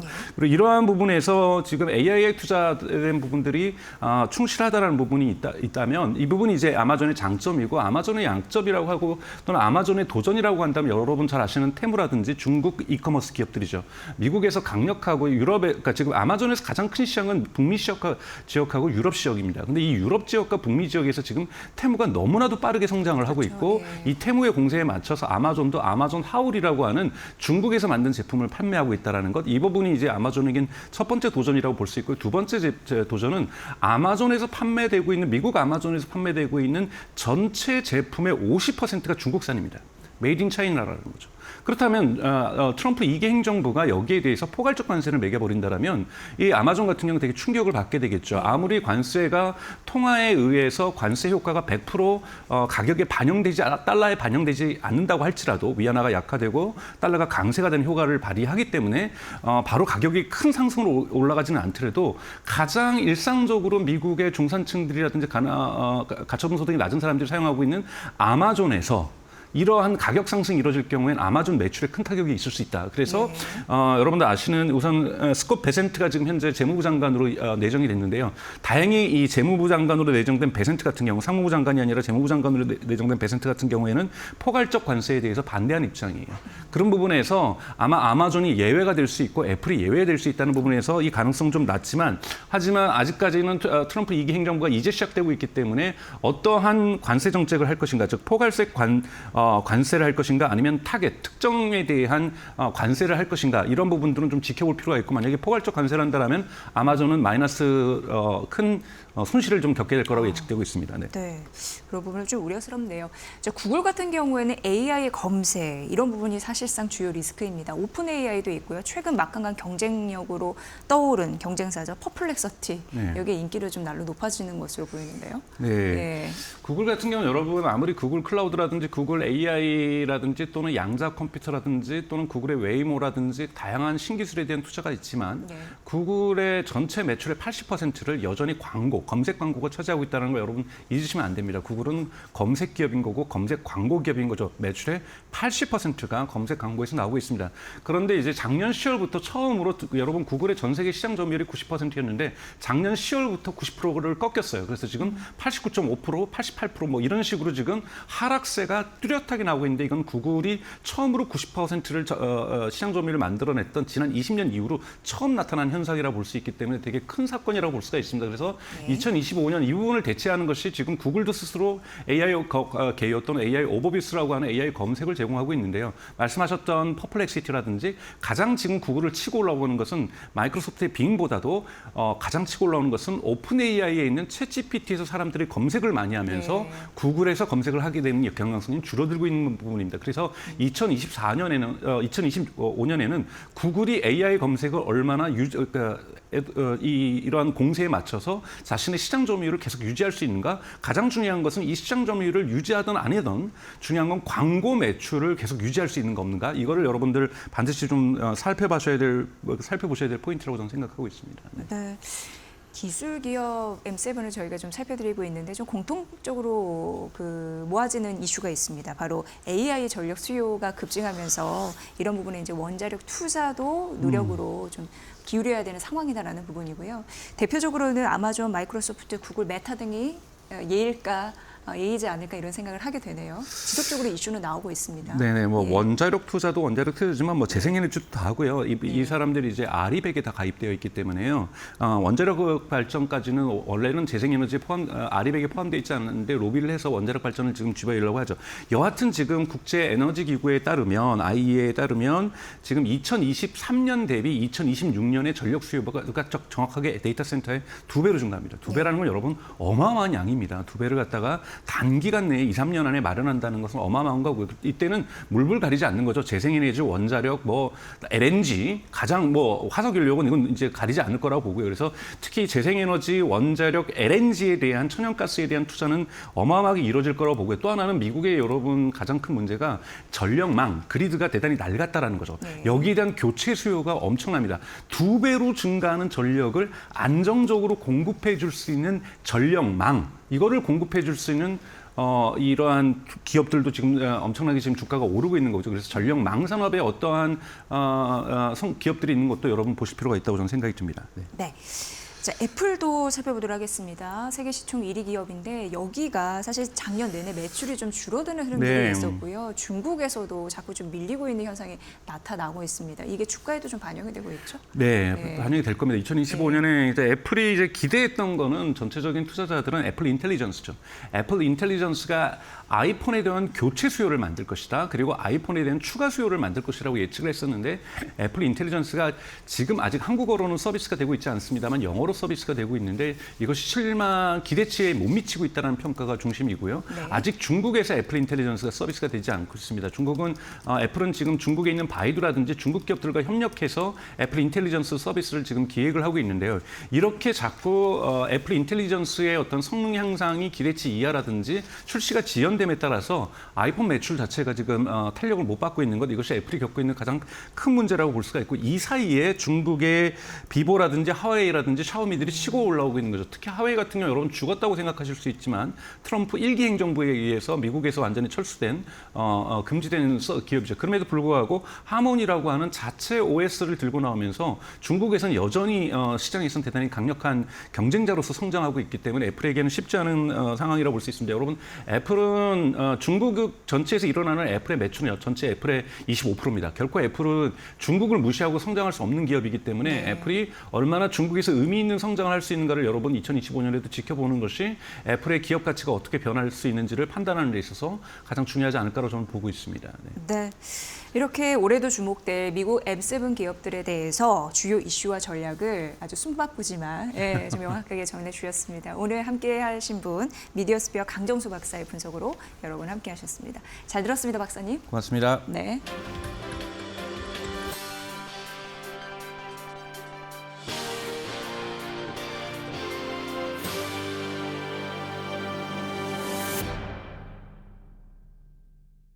이영훈 IM증권 이사님 모시고 얘기 들어보겠습니다. 이사님 어서 오십시오. 네, 안녕하십니까.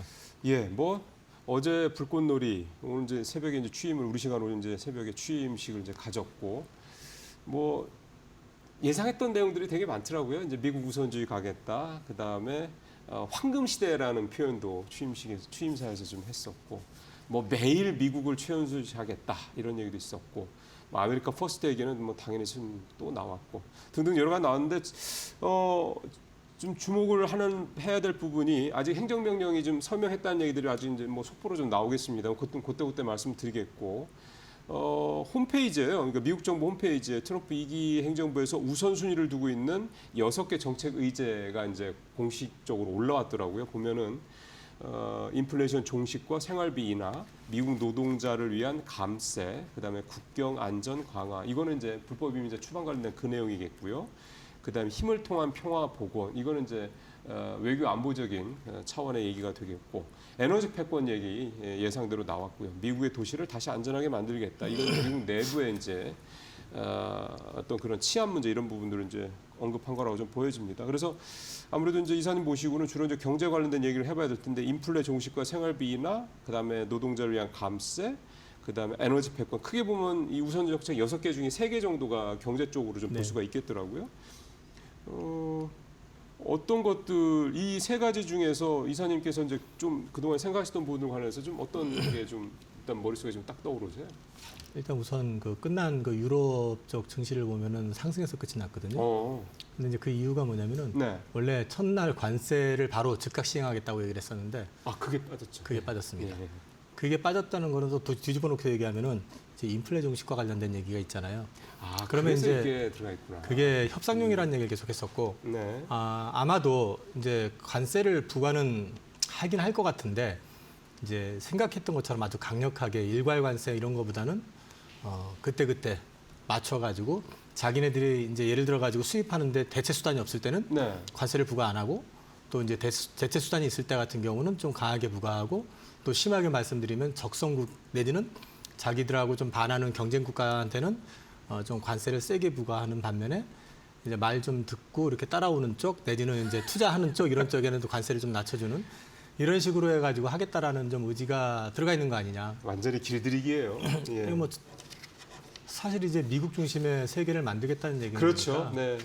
네, 그거를 일단 저는 이제 지켜봤고 네. 두 번째는 지금 뭐 감세나 뭐 이런 것들은 어차피 맞습니다. 1기 때도 했었던 예, 거니까. 맞습니다. 그리고 또 사실 우리하고 직결되는 문제는 아니잖아요. 그렇죠. 그렇죠. 그러니까 이제 이거는 뭐 그냥 보셔도 될 것 같고 이제 에너지 패권 관련된 부분 해서 결국 가가지고는 이번에 그 드릴 베이비 드릴이라고 했나요? 그 저기 계속 파내라고. 그러니까 이제 석유. 원유하고 그러니까 네. 셰일 오일, 셰일 가스를 그동안에는 개발을 좀 제한을 했었는데 바이든 정부 때는 환경 문제 때문에 이제 그거 다 이제 폐기하고 그 네. 얘기가 좀 있더라고요. 그거를 하겠다라고 했고 네. 이 얘기도 결국은 인플레를 잡는 데는 플러스 요인이 되겠죠. 그렇죠. 근데 아무래도 그 에너지가 많이 생산이 되면 가격이 내려갈 여지가 그렇죠. 높으니까. 그러니까 트럼프는 어느 정도 계산을 하고 지금 대응을 하는 것 같고 네네. 그러면서도 자기 그 우군 세력 자기의 어떤 뒷배경이 되는 화석연료 관련된 쪽 그렇죠. 이쪽을 챙겨주고 그 관계 속에서 이제 우리나라 같은 경우는 미국이 석유를 많이 파내고 생산을 해가지고 팔기 시작하면 유가 떨어질 거고 LNG도 당연히 단가는 좀 낮아질 수 있으니까 낮아지겠죠. 우리한테도 나쁜 건 아니다. 더군다나 우리는 수송선 LNG 수송선. LNG도 있고 또 오일도 있고 오일도 그래서 이제 있죠. VLCC도 지금 쇼티지라고 하니까요.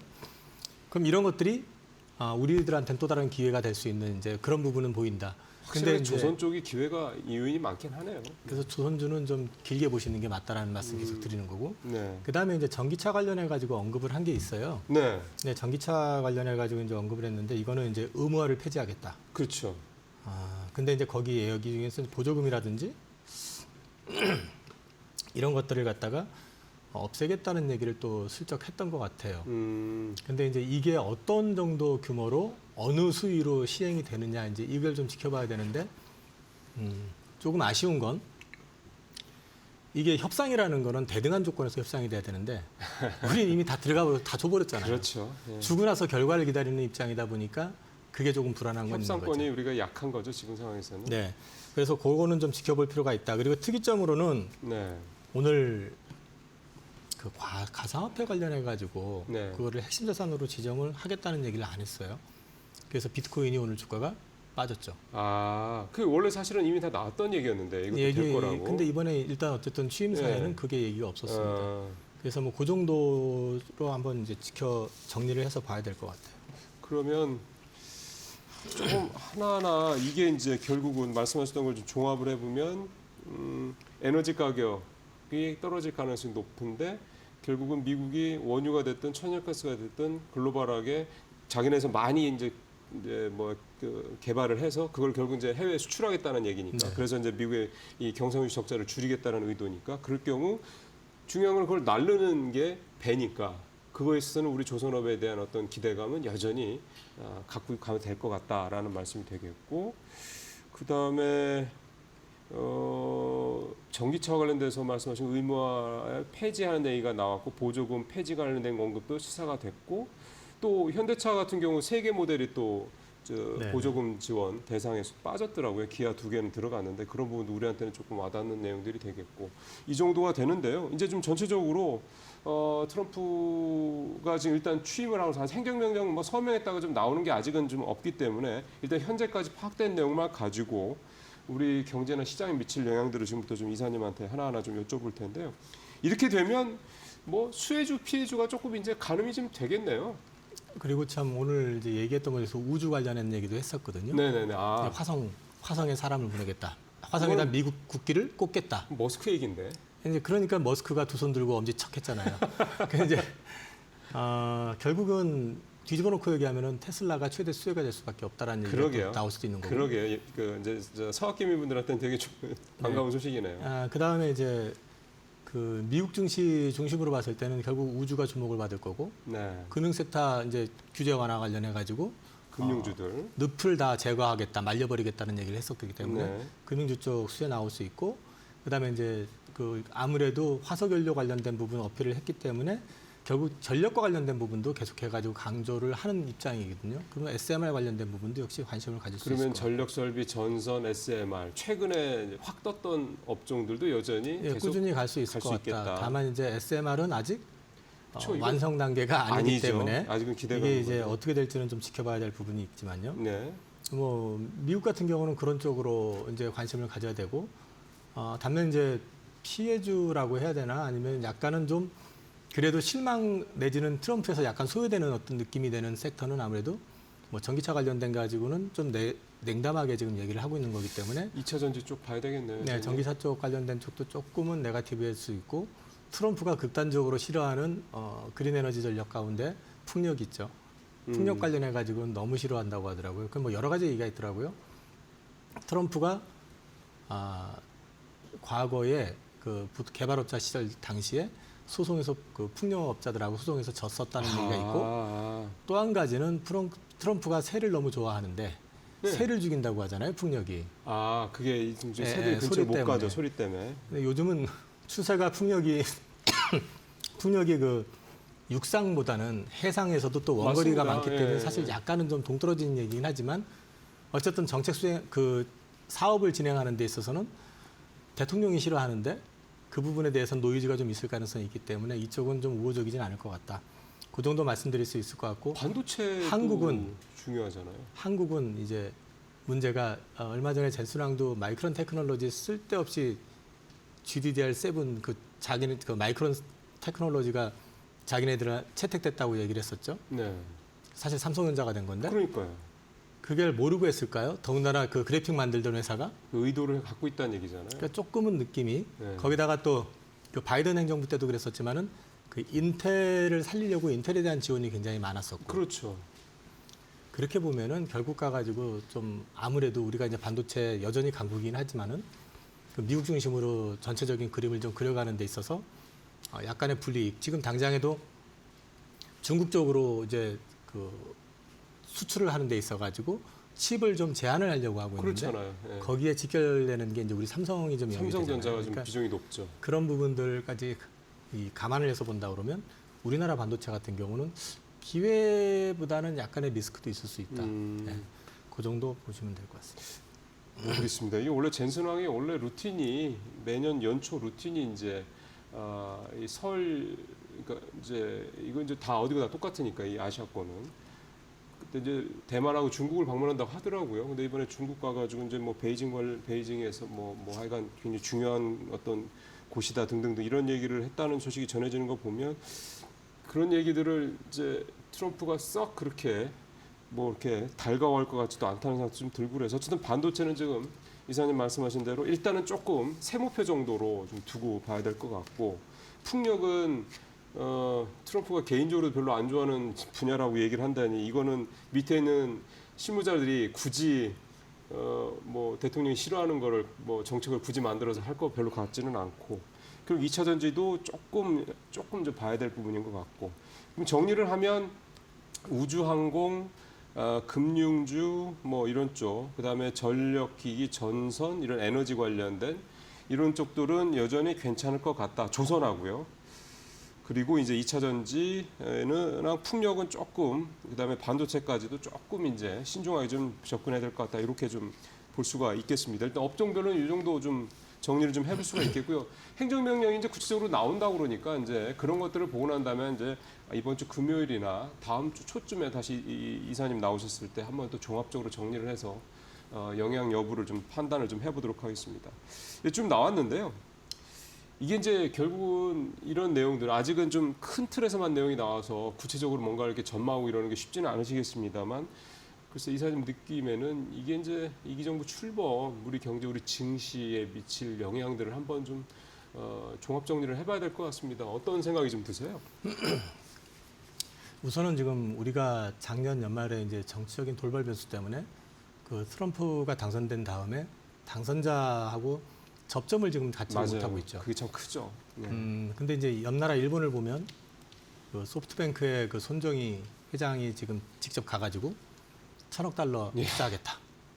그랬더니 2,000억 해달라. 뭐 검토하겠다. 이렇게 얘기를 했었잖아요. 근데 네. 우리는 트럼프 입장에서 생각을 해보면 바이든 행정부가 했었던 그린 에너지 정책, 전기차 이런 쪽에 적극적으로 투자를 해서 해버렸었잖아요. 그렇죠. 그 트럼프 입장에서 봤을 때는 한국에 대한 보는 시각이 그렇게 뭐 아주 우호적이고 동맹국이고 우리 뭐 그렇게 생각을 할까?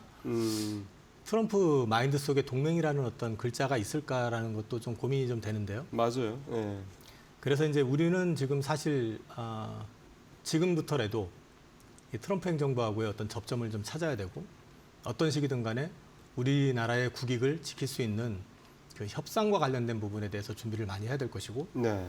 비록 바이든 때 투자를 많이 하긴 했지만 그것이 미국에 어느 정도 플러스 효과를 줬는지 고용이라든지 그 생산 그다음에 이제 GDP 성장이라든지 이런 쪽에 대한 것들을 준비해서 어필을 하고 네. 그만큼의 우리가 기여를 했었다라는 걸 어필해가지고 우리가 받을 수 있는 불이익 내지는 이런 것들을 갖다 좀 최소화시킬 수 있는 노력을 해야 되는데 너무 지금 정치적으로 네. 지금 이렇게 국내에서만 지금 치고받고 하다 보니까 이런 부분들을 간과하다 보면은 나중에 실제로는 정작 우리 나라가 가져갈 수 있는 부분을 놓쳐버리는 그런 상황이 그렇죠. 오지 않을까. 그게 조금 걱정되고. 그 예를 들어서 조선업이나 이제 트럼프 대통령이 직접 언급했었던 분야들 이런 거 분야를 우리가 레버리지를 좀 삼아서 뭔가 좀 협상력을 높일 수가 있을까요? 그것도 충분히 가능하라고 보는데 이를테면 이번에 결과적으로 우리가 물론 미래산업에 대한 투자라는 측면도 있긴 했었지만 너무 성급하게 적극적으로 우리만 들어가는 바람에 지금 협상력을 갖지 못하는 게 맞아요. 2차 전지잖아요. 지금. 맞아요. 네. 마찬가지로 지금 조선 같은 경우도 마찬가지인데 결국 미국으로 가도 공장을 짓는다는 거는 우리나라의 일자리를 미국으로 옮긴다는 얘기기도 되고요. 그렇죠. 근데 이제 조선 같은 경우는 잘 생각해 보셔야 되는 게 지금 실제로 군함을 만들어 가지고 미국에 납품을 하고 할 수 있는 나라가 몇 군데가 안 돼요. 네. 그리고 지금 필요로 하는 군함 대수 자체가 원화로 한 사람은 1,600조 달러 정도, 1,600조 정도 2050년까지 네. 굉장한 거기 때문에 그거 감당할 수 있는 데가 별로 없고 그렇죠. 원전 같은 경우도 만들 수 있는 국가가 몇 개 안 되고요. 네. 그다음에 특히 뭐 상선이나 이런 거, 이제 LNG 캐리어라든지 이런 거 만드는 것도 거기는 심지어 일본이 지금 발을 빼버린 상태이기 때문에 없어요? 중국이 없으면 예, 우리밖에 없습니다. 없어요. 네. 제가 드리고 싶은 얘기는 너무 우리나라에 와서 투자해가지고 네 알겠습니다 해가지고 섣불리 들어가는 것보다는 좀 충분히 조율을 그러니까요. 해가면서 우리의 네. 이익을 챙겨가면서 가급적이면 들어가더라도 많이 들어가지 않고 우리 거를 우리 쪽이 좀 지켜가면서 지킬 수 있는 거. 좀 대응을 해 나가는 게 결국 우리나라 국가 경제를 위해서도 좋고 또 우리 젊은 층들의 어떤 고용과 관련된 부분에서도 우리의 일자리를 갖다 지키는 측면에서도 우호적일 수가 있거든요. 그래서 네. 그런 것들을 좀 신중하게 고민을 해야 되는데 걱정스러운 건 과연 지금 정부 당국에서 그런 걸 고민할 시간이 있을까? 틈이 있을까? 하고 있을 겁니다. 그렇게 생각을 그럼요. 해야겠죠. 예, 예. 그래서 이제 그럴 거라고 저도 이제 생각을 하고 싶고요. 네. 그래서 이제 가급적이면 뭐 외국에다가 우리가 얼마 투자했습니다 이런 걸 자랑하는 게 아니라 외국과의 경쟁 또는 외국과의 협상을 통해 가지고 우리 거를 얼마만큼 지키고 네. 우리 일자리를 얼마만큼 국내에 그대로 유치를 하면서 우리나라 내부를 키우고 또 상대 국가의 관계를 개선할 수 있는 네. 그런 점을 갖다가 좀 보여줄 수 있는 협상력이 좀 필요한 시점이기 때문에 네. 거기에 대한 고민을 좀 해주셨으면 합니다. 예. 가장 큰 변수는 오히려 중국이 아닌가 생각이 저는 드는 게요. 지금 최근에 취임 전에 이제 트럼프 당선인 마지막 이제 시절이죠. 저는 17일이었는데 이제 시진핑 중국 주석이랑 통화했잖아요. 거기서 물론 이제 이거를 액면 그대로 받아들이는 건 안 되는 거긴 한데 뭐 분위기가 좀 괜찮았다 뭐 이런 얘기들이 나오면서 뭔가 양측이 이런 소위 말하는 치열한 갈등과 경쟁의 관계가 아니라 뭔가 어떤 협력의 관계로 혹시라도 돌아선다는 이 부분이 오히려 저는 최대 우리 경제는 변수되지 않을까. 왜냐하면 사실 이 반사 이익을 통해서 우리가 얻을 수 있는 업종들이 사실 뭐 반도체뿐만 아니라 조선뿐만이 아니라 원전, 뭐 전력 설비, 전선도 그렇고 사실 대부분 다 이게 중국 쪽이랑 우리가 지금 현재는 경쟁 관계에 있는 업종들이기 때문에 저는 오히려 이게 이렇게 하면 너무 또 반중 같은 발언일지는 모르겠는데 우리 현재 경제 상황에서 우리가 살기 위해서는 이 부분이 좀 우리한테 상당히 좀 중요한 상황이 아닌가. 반사이익 부분 이런 부분들을 한번 좀 계속해서 좀 워치를 해볼 필요가 있을 것 같다는 생각이 듭니다. 시간이 많이 남지는 않아서요. 하나만 좀 더 이사님 오시면 여쭤보고 싶었던 게 BOJ 얘기인데요. 지금 분위기가 금리를 올릴 것 같은 분위기로 자꾸 나오네요. 올릴 것 같습니다. 제가 보기에도. 아 그래요? 올려야 될 것 같고요. 네. 근데 이제 오늘 환율이 급락한 것 같더라고요. 그러니까 이제 원화 강세가 나와서 1,430원대 거기까지 지금 떨어진 것 같은데 와우, 그럼 뭐 대단하네요. 예. 그 이유가 첫날 관세 얘기를 안 했다는 얘기죠. 역시. 예. 예, 그러니까 이제 트럼프 다운 대응이었었다라고 저는 생각을 하는데 그럼에도 불구하고 아마 지금 엔화가 150엔대 중반 예. 초반 뭐 그 정도 와 있을 텐데 155.5엔이에요 지금. 엔달러 환율이. 지금 엔화가 금리 인상을 하면 또 발작을 할 거다. 그래서 폭락할 거다라는 우려들을 하고 있는데 제가 볼 때는 이번에는 그렇게 심하진 않을 거다. 일단 학습된 것도 있고 네. 지금 미국의 금리하고 일본의 금리 차이가 워낙에 크기 때문에 예. 그것 때문에 확 돌아서기는 쉽지 않다. 그다음에 또 한 가지는 일본 내부적으로 봤을 때도 지금 물가 때문에 불만이 많고 그렇죠. 정치적으로도 지금 많이 불안정한 상황에서 결국엔 어떤 식이든 또 내부를 단속을 해야 될 필요도 있을 거고 또 하나 지금 이번에 1월 달은 지금 금리 미국 FOMC 같은 경우는 동결이 지금 거의 얘기가 돼 있잖아요. 유력시되니까. 예. 그러면 금리를 일본이 올릴 수 있는 어찌 보면 마지막일 수도 있다. 그렇기 때문에 저는 이번에는 좀 올릴 가능성이 높지 않을까. 그리고 올린다고 해서 만약에 충격을 받는다. 심하지 않을 거고 또 그거는 단기적일 우리한테 거고. 예. 기회가 될 수도 있다. 그렇게 보고 있습니다. 그리고 다만 네. 작년 같은 경우는 엔화하고 원화가 동조하는 흐름이었거든요. 그렇죠. 엔화 강세면 우리도 강세고 엔화 약세면 뭐, 우리도 약세고. 차이가 좀 있을 뿐이지. 그 흐름이 올해도 만약에 유지가 되는지 된다 그러면 우리한테 이제 원화가 워낙에 지금 약세잖아요. 네. 이렇게 지나친 약세는 우리한테 경제적으로 봐서 좋지 않습니다. 그럼요. 네. 그렇기 때문에 이제 이런 부분들이 만약에 어느 정도 일정 부분 동조가 돼준다 그러면 이게 또 결국은 우리나라 증시 쪽으로 외국인 자금이 들어올 수 있는 그렇죠. 여건도 만들어질 수 있다는 예, 측면에서 지금 우호적이다. 말씀하신 대로 1,440원, 30원대까지 떨어지고 그러면 벌써 나아진 거고요. 시간이 한 10초만 엔캐리 트레이드는 그럼 그거에 대한 불안감은 그만큼 좀 낮춰도 되겠네요. 엔캐리 트레이드 작년 8월도 없었고요. 예. 엔캐리 트레이드보다는 그걸 염두에 둔 파생 상품의 청산이 나오면서 작년에 흔들렸던 거지. 아직까지는 지금 엔캐리가 지금 발생한 상황은 아닌 것 같습니다. 알겠습니다.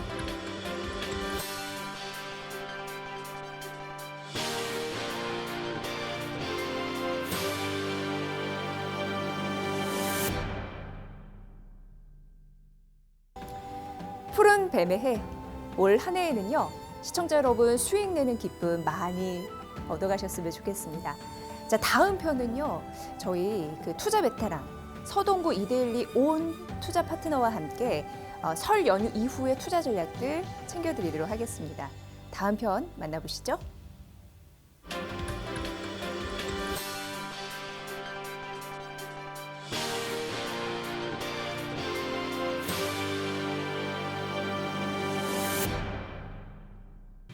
네, 오늘 이 시간은요, 니프티 피프티에 대해서 집중적으로 알아보는 시간으로 준비를 했습니다. 사실 우리 투자자분들께서 니프티 피프티가 뭔데 우리가 관심을 가져야 되냐, 이게 도대체 뭘 뜻하는 거냐 궁금증들 다들 많이 갖고 계실 것 같습니다. 파트너님, 도대체 어떤 걸 뜻하는 걸까요? 말 그대로 니프티라는 게 이제 뭐라 그럴까요? 맵시 있고 이쁘고 요즘으로 치면 이제 뭐 엣지 있는 네. 그리고 50개 종목이다라는 이러한 그 용어인데요. 증권 전문 용어라고도 이제 고착화됐습니다. 저도 이 부분을 대단히 많이 애용을 하고 또 새해가 되거나 뭔가 의미가 있을 때는 항상 이렇게 50개 종목을 구성하는 습관이 몸에 뱉다 이렇게 보시면 좋을 것 같은데 네. 사실 60년대 후반에서 1973년까지 미국 증시에서 시황과 관계없이 기관 투자가들이 선호했던 블루칩 50개 종목이 뭐 고퍼 테슬라가 됐든 뭐가 됐든 계속해서 우상향하는 그러한 모습들이 연출이 됐습니다. 거기에서 네. 이제 나오는 신조였다라고 보시면 되는데 여러분들 또 화면을 보시면요. 그러한 종목들이요. 선정이 된 어떤 결정적인 이유가 있다라는 거죠. 시장의 지배력이 있다라든가 그리고 또 대부분 업종 내에서 소위 탑티어 같은 네. 이런 역할을 하는 종목들이고요. 높은 수익성을 보여주고 있다라는 거. 물론 뭐 같은 업종 섹터 내에서도 많은 종목들이 수익도 좀 나고 하지만은 이런 우리가 얘기하는 자본 수익률, 우리가 흔히 ROE라고 얘기를 많이 합니다. 네. 자기 자본 이익률인데 이러한 부분들도 다른 것 종목들에 비해서 아주 뛰어나고 그러다 보니까 자연스럽게 기관 투자가들이 지난 시간에 한번 말씀드렸죠. 한번 결정하면 쉽게 흔들리지 않는다라는 겁니다. one decision이라는 거죠. 그러니까 매도하려는 애들들이 없고 살려는 사람들만 많으니까 주가가 계속 바이앤홀딩의 개념 속에서 우상향할 수밖에 없는 그러면서 어떤 부족 현상들이 나타나고 너도 나도 니프티 피프티 찾기 위해서 혈안이 됐던 그런 어떤 과정들이 있었습니다. 종목들의 모습들을 보시면요. 지금까지도 시장의 지배력을 갖고 있는 종목들이 대다수입니다. 워렌 버핏이 가장 좋아한다는 뭐 코카콜라를 비롯해서 당시에 그 PER이라든가 이런 걸 보면요. 뭐 한 10배만 넘어가도 좀 부담스럽다 이런 얘기들이 있었는데 기본적으로 40, 50배 정도는 그냥 갖다 놓는다라는 얘기죠. 그러한 것들처럼 우리 시장에서도 이와 같은 흐름들이 계속 어떤 국면마다 나타난다라는 거. 올해 들어와서도 우리 시장에도 충분히 이와 같은 흐름들이 나타날 가능성이 상당히 높지 않을까 이러한 말씀을 좀 드리고 싶고요. 그런 측면에서 우리 시장도 결국은 물론 뭐 섹터별로 순환 흐름도 이루어지고 종목별로 계속 돌아다니는 흐름들이 있지만 어떤 관통하는 크게 한 3가지 정도가 있다라는 거예요.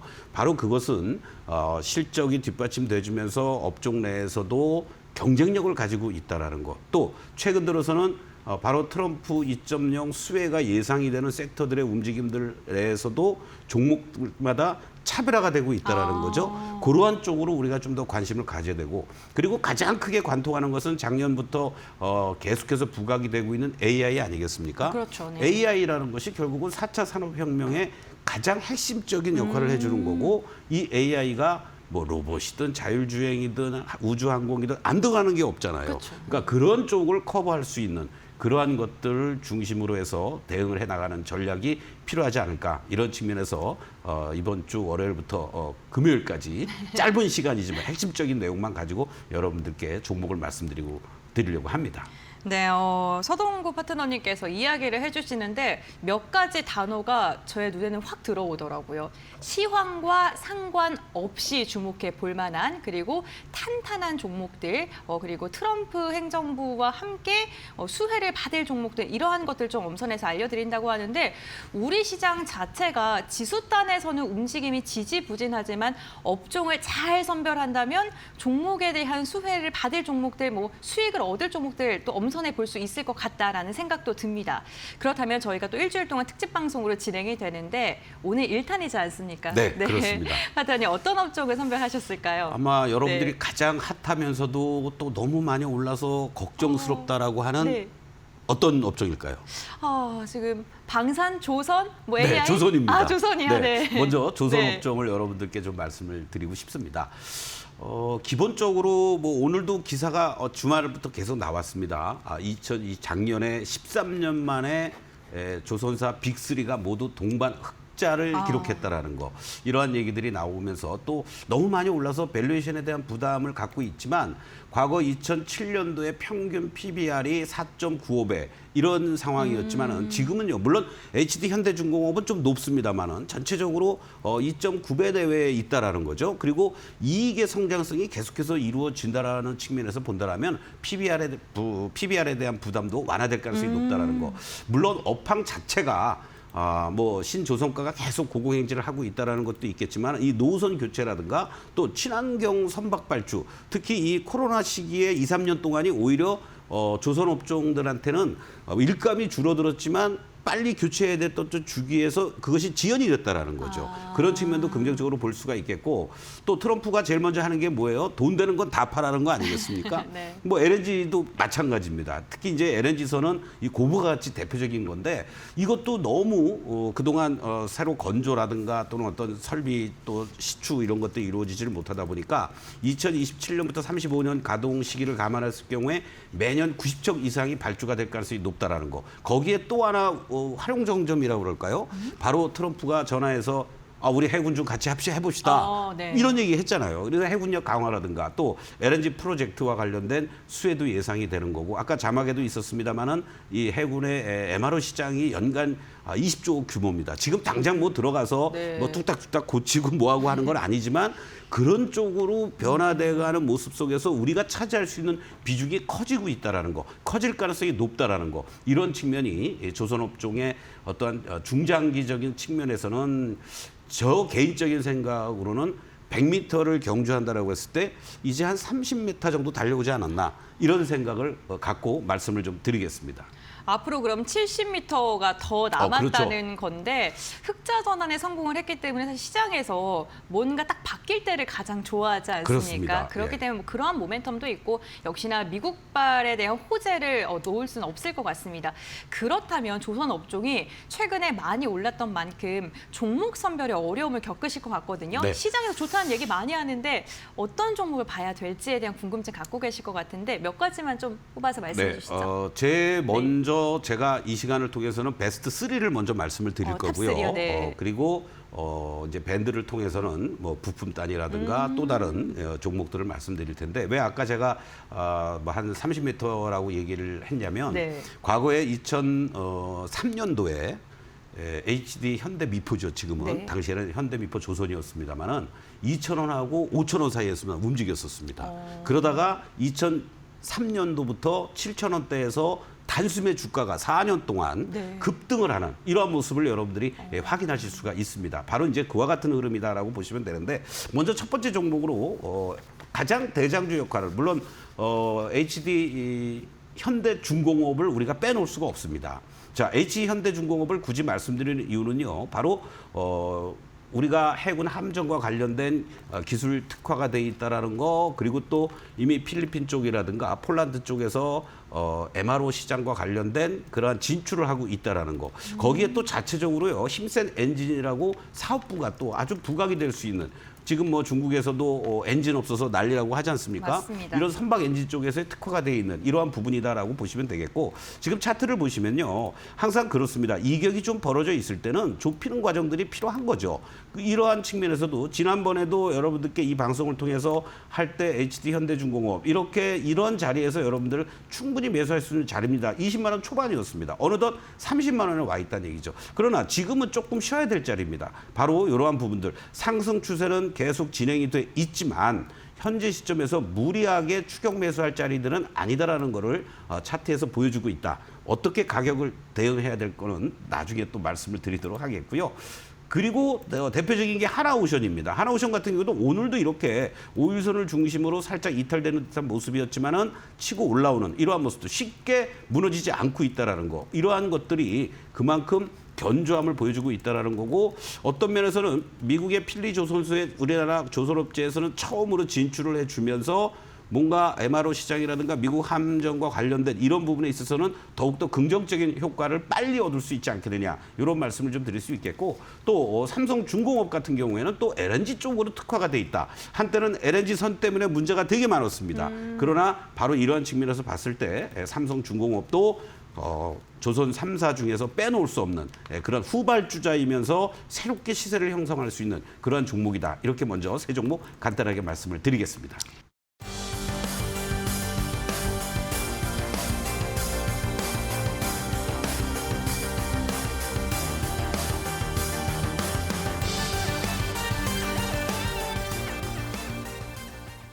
네, 앞서 니프티 피프티 1탄으로 제시해드렸던 조선 업종 약간의 단기 조정이 나온 후에 다시 상승세를 이어가고 있습니다. 잠깐 쉬어갈 때 조언하신 대로 매수해서 수익 보신 분들 축하드린다는 말씀 전하고요. 자, 오늘은 이제 2탄입니다. 오늘은 어떤 업종 준비하셨을까요? 오늘 공교롭게도 제가 순서를 어저께 조선업종을 제일 먼저 해야 되겠다라고 이제 이미 자료는 다 돼 있습니다만 네. 담당 PD한테도 1번부터 5번까지 섹터들을 보내드렸고 그랬죠. 어제는 조선주들이 좀 흔들리는 그런 타이밍이었기 때문에 오히려 이제 매수 찬스다 해서 1탄을 조선업종을 했던 거죠. 그런 과정에서 현대미포도 아주 급등을 하는 이러한 모습들이 나타났는데 또 공교롭게 오늘은 어제에 이어서 오늘도 단기적으로 어떤 실적에 대한 불안감으로 인해서 조정을 보이고 있는 전력 전선 업체들을 같이 좀 우리가 보면 좋을 것 같습니다. 전선, 네. 항상 이제 말씀드리지만은 어떤 섹터라든가 업종 내에서 종목들이 치고 갈 때 여러분들이 너무 고공행진을 할 때 쫓아간다라는 얘기입니다. 예. 바로 그러한 측면은 항상 조심하셔야 되는 거고요. 그러한 측면에서 전력 산업의 흔들리는 모습들 속에서도 우리가 중요한 포인트는 보면서 얘기를 좀 하는 게 좋지 않겠느냐. 일단 전력기기 사이클이 장기화되고 있다라는 거고요. 미국의 2024년도 8테라와트시라고 합니다.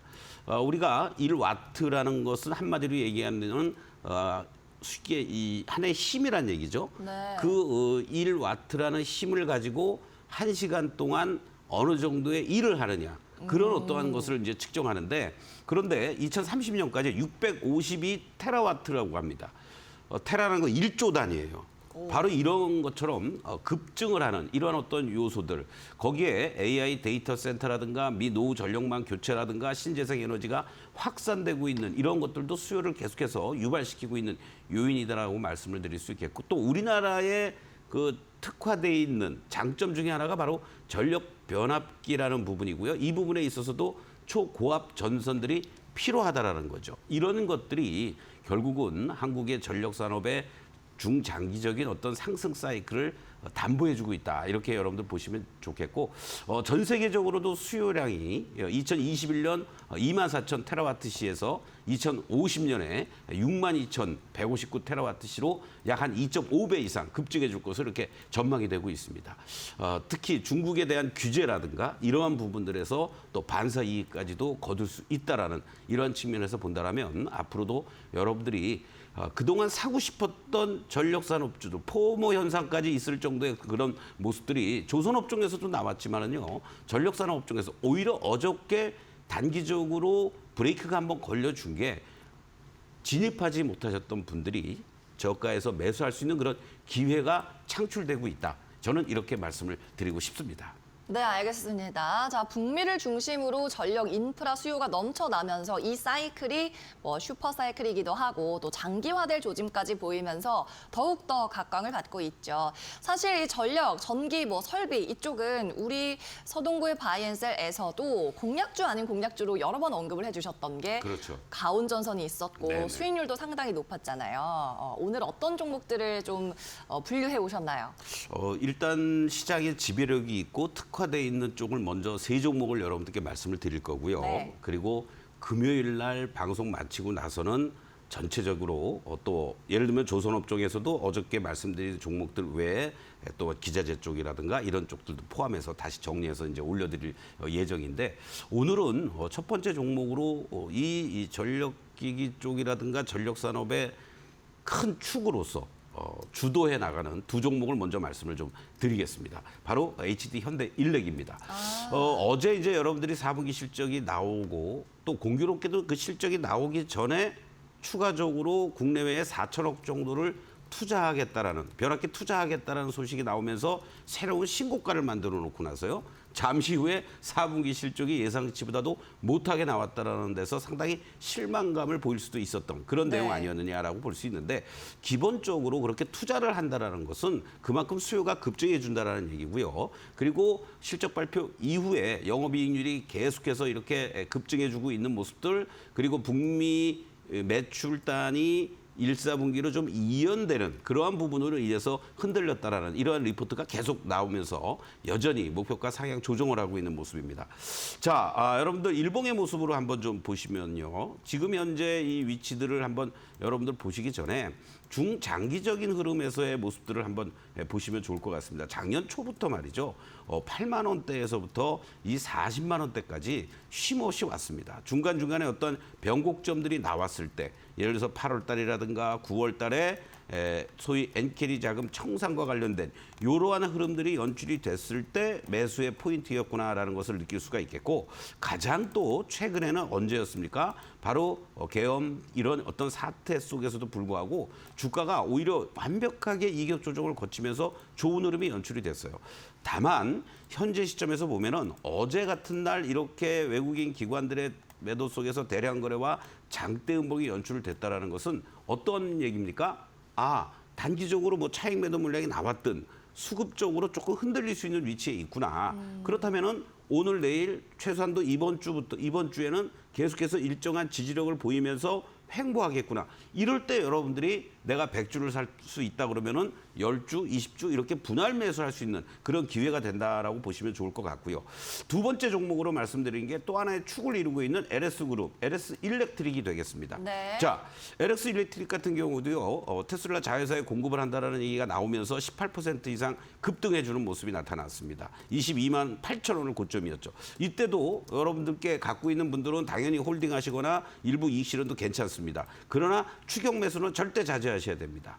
오히려 20만 원 초반이라든가 21만 원 이하 자리에서 여러분들이 공략할 수 있는 타이밍이 됐는데 이 종목은요. 오히려 여러분들이 쉽게 진입할 수 있게끔 어저께 전력 관련한 종목들이 같이 흔들리면서 음봉으로 이렇게 크게 밀리면서 끝났습니다만 이 친구는 5일선조차도 훼손시키지 않으면서 오늘도 이렇게 숨고르기를 이쁘게 잘해주고 있습니다. 일종의 지금의 모습을 보시면 이렇게 돌파갭이 형성이 된 이런 어떤 모습이 연출이 되고 있다라는 거죠. 그렇다면은 이제는 오히려 21만 원 이하 자리라든가 20만 원 초반 자리에서 여러분들이 LS 일렉 22만 원, 23만 원 가는데 쫓아가면서 대응하실 자리가 아니다라는 거를 또 한번 확인시켜주고 있다. 이렇게 말씀을 드리겠고 제일 중요한 것은 이익의 안정성과 더불어서 사실은 우리가 여러분들 뭐 LS 그룹 하면은 참 과거에 전통적으로 참 지지부진하고 잘 못 가고 뭐 그랬던 어떤 그룹으로 여러분들이 이해를 하시겠지만은 LS 일렉트릭 또 가온전선도 LS 그룹 계열이죠. 네. 거기에 또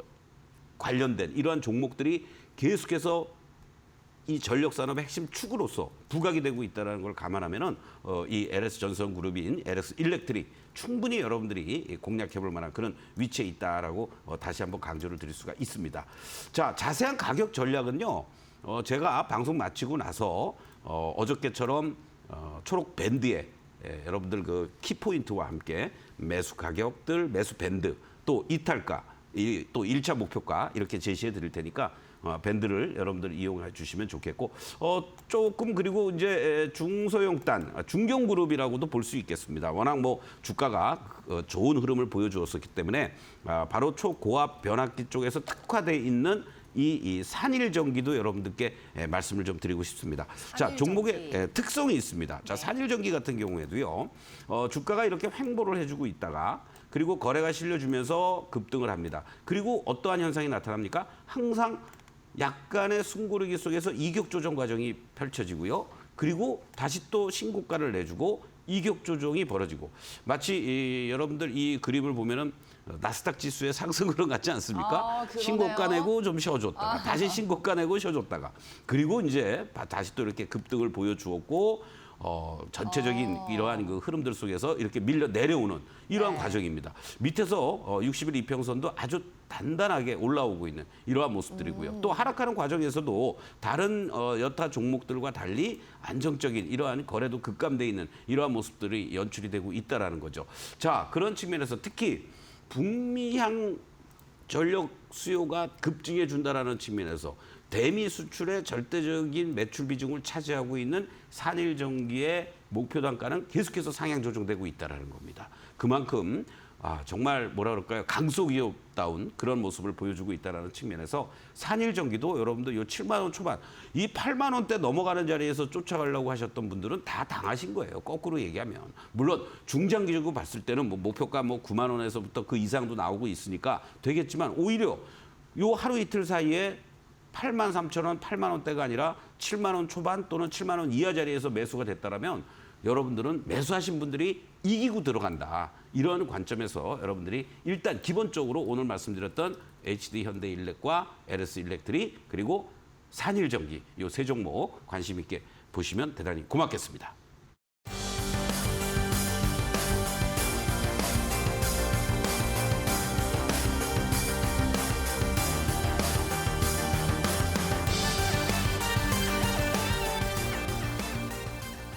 니프티, 피프티 오늘도 섹터 그리고 종목 준비되어 있습니다. 자, 지금까지 조선 그리고 전력 설비 섹터 그리고 관련한 종목도 탑3 소개해드렸는데요. 오늘은 과연 어떤 섹터와 종목을 들고 오셨을지 앞서 로봇 섹터를 가지고 올지 생각 중이다라고 하셨는데 과연 오늘 뭘 준비하셨을까요? 네. 공개해 주시죠. 오늘 뭐 IT 관련한 종목 특화되어 있는 IT 쪽을 중심으로 해서 여러분들께 좀 말씀을 네. 드리고 싶습니다. 로봇이 아니군요. 네. 네, 로봇은 어떤- 내일 말씀을 드리겠습니다. 알겠습니다. 어떤 업종인지 한번 내용 소개해 주시죠. 기본적으로 지금 IT 쪽들이 돌아서 나오는 모습들이 SK 하이닉스를 중심으로 강하게 연출되고 있어요. 그러면 SK 하이닉스는 결국은 HBM 밸류체인이란 말이죠. 네, 그렇죠. 그리고 바로 또 반도체 소규모로 또 우리가 분류를 한다라고 했을 때는 바로 글래스 기판, 유리 기판 쪽이 이렇게 좀 새롭게 신반도체, 신 IT 쪽으로 부각이 되고 있다를 여러분들 한번 관심 있게 접근해야 되지 않을까 이런 말씀을 드리겠습니다. 준비된 화면 내용을 좀 보시면요. 그동안에 우리가 반도체 하면은 D램 뭐 레거시 제품이다 흔히 얘기들 합니다만은 그런 쪽에서 바로 HBM과 유리기판의 신성장 동력을 확보하고 추가적인 성장세를 이루면서 이들 쪽으로 특화가 되고 있다라는 거죠. 특히 SK 하이닉스 같은 경우에는 10나노 6세대 D램을 세계 최초로 양산하는 것으로 이렇게 알려지고 있다라는 것도 상당히 주목해 볼 만한 그런 내용이겠고요. 사실은 이 글래스 기판, 유리 기판과 관련해서는 작년에도 한때 움직였었습니다만은 이게 사용 또는 뭐 개발은 됐지만 양산되는 시기라든가 이런 게 대단히 중요한데 예. 빨라야 뭐 올 하반기 아니면 내년 초 아니겠느냐. 그러니까 2026년도 얘기였는데 올해 상반기에 양산이 될 것이다라고 얘기하고 지난번에 CES에서 최태원 회장이 글래스 기판을 들면서 팔고 왔어 이런 얘기까지 하면서 완전히 시장의 주도권을 지금 IT 쪽에서 잡아나가고 있다라고 볼 수 있습니다. 또 국내에서도 아직은 이 반도체 특별법과 관련된 여러 논란도 있긴 합니다만은 반도체 산업을 비롯해서 첨단 산업에 100조 원을 지원할 것이다라고 얘기가 나오고 있고요. 오늘 발표된 내용이긴 합니다만은 트럼프 정부에서 1차적으로 1,000억 달러, 최대 집권 4년 동안에 걸쳐서 5천억 달러를 AI 인프라에 투자하겠다라는 이런 내용도 전반적으로 이쪽과 관련된 쪽에 우리가 관심을 갖고 바로 이들 쪽의 어떤 성장의 모멘텀은 여전히 지속될 가능성이 높지 않겠느냐. 이런 쪽으로 여러분들이 관심을 갖는 게 좋지 않을까 이런 말씀을 다시 한번 드리겠습니다. 네, IT 중에서도 이제 결국에는 반도체 중에서도 좀 고부가 가치 제품 쪽으로 말씀을 해주신 것 같습니다. 반도체는 이제 삼성전자와 SK하이닉스가 움직임이 좀 달라지는 것처럼 선별적으로 접근하는 게 굉장히 중요해진 섹터가 아닌가 하는 생각이 드는데 그만큼 어떤 종목을 선택하느냐에 따라 올해 수익률 향방이 많이 갈릴 것 같거든요. 그렇습니다. 네. 이제 제가 여러분들께 1차적으로 세 종목을 지금 차트를 통해서 간단하게 보여드리고요. 네. 그리고 또 자세한 가격 전략들은 초록 밴드에 조선과 전력 산업들 얘기하는 것처럼 올려드릴 건데 네. 이제 우리가 흔히 이런 얘기를 합니다. 상대 비교를 하게 되죠. 대한민국의 1등 시가총액 종목인 삼성전자 그리고 2등이면서 HBM의 주도권을 잡고 나간 SK하이닉스 결국은 삼성전자도 HBM을 성공할 것이다. 진입할 것이다. 이런 얘기가 있는데 지금 이 초격차 시대에서 지금 남들은 뭐 8단에서 12단, 16단까지 가고 있는데 지금 제대로 적응을 못하고 있다라는 측면에서 아직 싸구나. 그렇기 때문에 삼성전자를 공략해야 되겠다라고 우리 개인 투자 이 방송 자체가 어차피 개인 투자자들을 위한 방송 아니겠습니까? 그렇죠. 그런 측면에서 봤을 때 여러분들이 미리 선점해서 삼성전자를 사실 필요는 없다라는 거예요. 그리고 이미 기술력에서 앞서가고 있는 SK 하이닉스를 여러분들께서 기다렸다가 매수하든 또는 계속해서 홀딩을 하든 이런 관점으로 접근하는 게 좋다라고 말씀을 드리는 겁니다. SK 하이닉스의 지금 주봉의 모습을 한번 좀 보시도록 하겠는데요.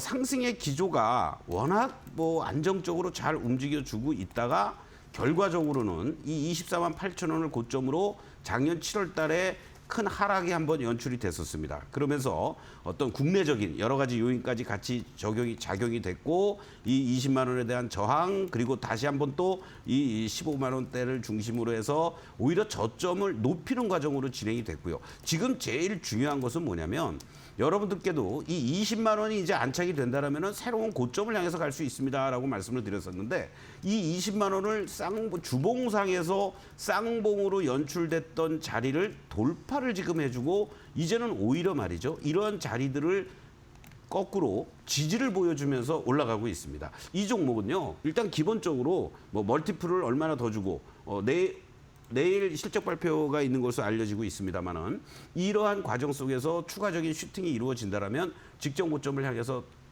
갈 수 있는 흐름 그리고 더 멀티플을 더 줄 수 있는 어떤 그런 흐름이 나올 수 있지 않겠느냐 이런 관점에서 SK 하이닉스를 일단 탑픽으로 보시고 오늘 제가 굳이 또 IT를 이렇게 종목들마다 올라오는데 말씀드린 이유는 무리하게 쫓아가실 필요가 없다라는 겁니다. SK 하이닉스 같은 경우 지금 5주째 상승을 보여주고 있어요. 이번 주까지 포함해서. 그렇다면 항상 여러분들이 기다렸다가 매수할 수 있는 자리들. 제가 월요일, 화요일 계속 말씀드릴 때도 조선업종들도 조정을 보일 때 매수하는 타이밍이었고 그리고 오늘 다시 또 조선주들도 아침에 흔들리는 모습도 나왔다가 또 올라가는 모습들이 나오고 있습니다. 네. 또 어제 전력설비 관련한 종목들 말씀드릴 때 화요일 날도 결과적으로는 조정을 보였고 오늘 대부분이 다 대반등을 주잖아요. 그러한 것들을 항상 염두에 두시면서 세 개 종목 외에도 또 제가 내일 모레 금요일 날은 전체적으로 섹터 금요일까지 하고 그 관련 후속 종목들도 정리를 해서 올려드릴 테니까 급하게 서두르지 마시고 기다렸다가 공략하는 이러한 전략을 항상 펼쳐달라고 말씀을 드리겠습니다. 자, 두 번째 종목으로 역시 SK 하이닉스 하면은 빼놓을 수 없는 게 한미반도체 아니겠습니까, 여러분들? 그렇죠. HBM 쪽에서 기술력과 경쟁력을 갖고 있고 여러 업체들도 계속해서 진입을 하기 위한 노력들을 하고 있습니다. 뭐 국내 업체들도 마찬가지죠.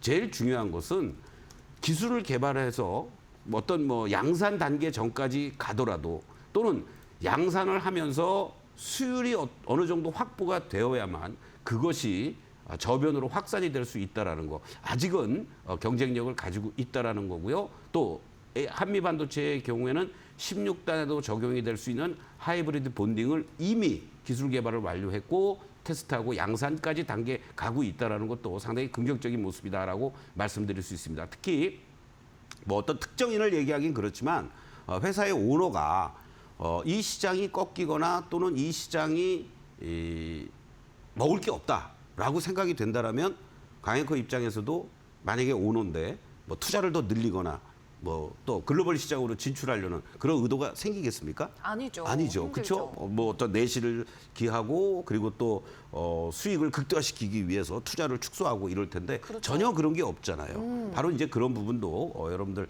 염두에 두신다면 충분히 이 한미 반도체도 다시 한번 여러분들이 관심을 가질 만한 위치다라고 말씀을 드리겠습니다.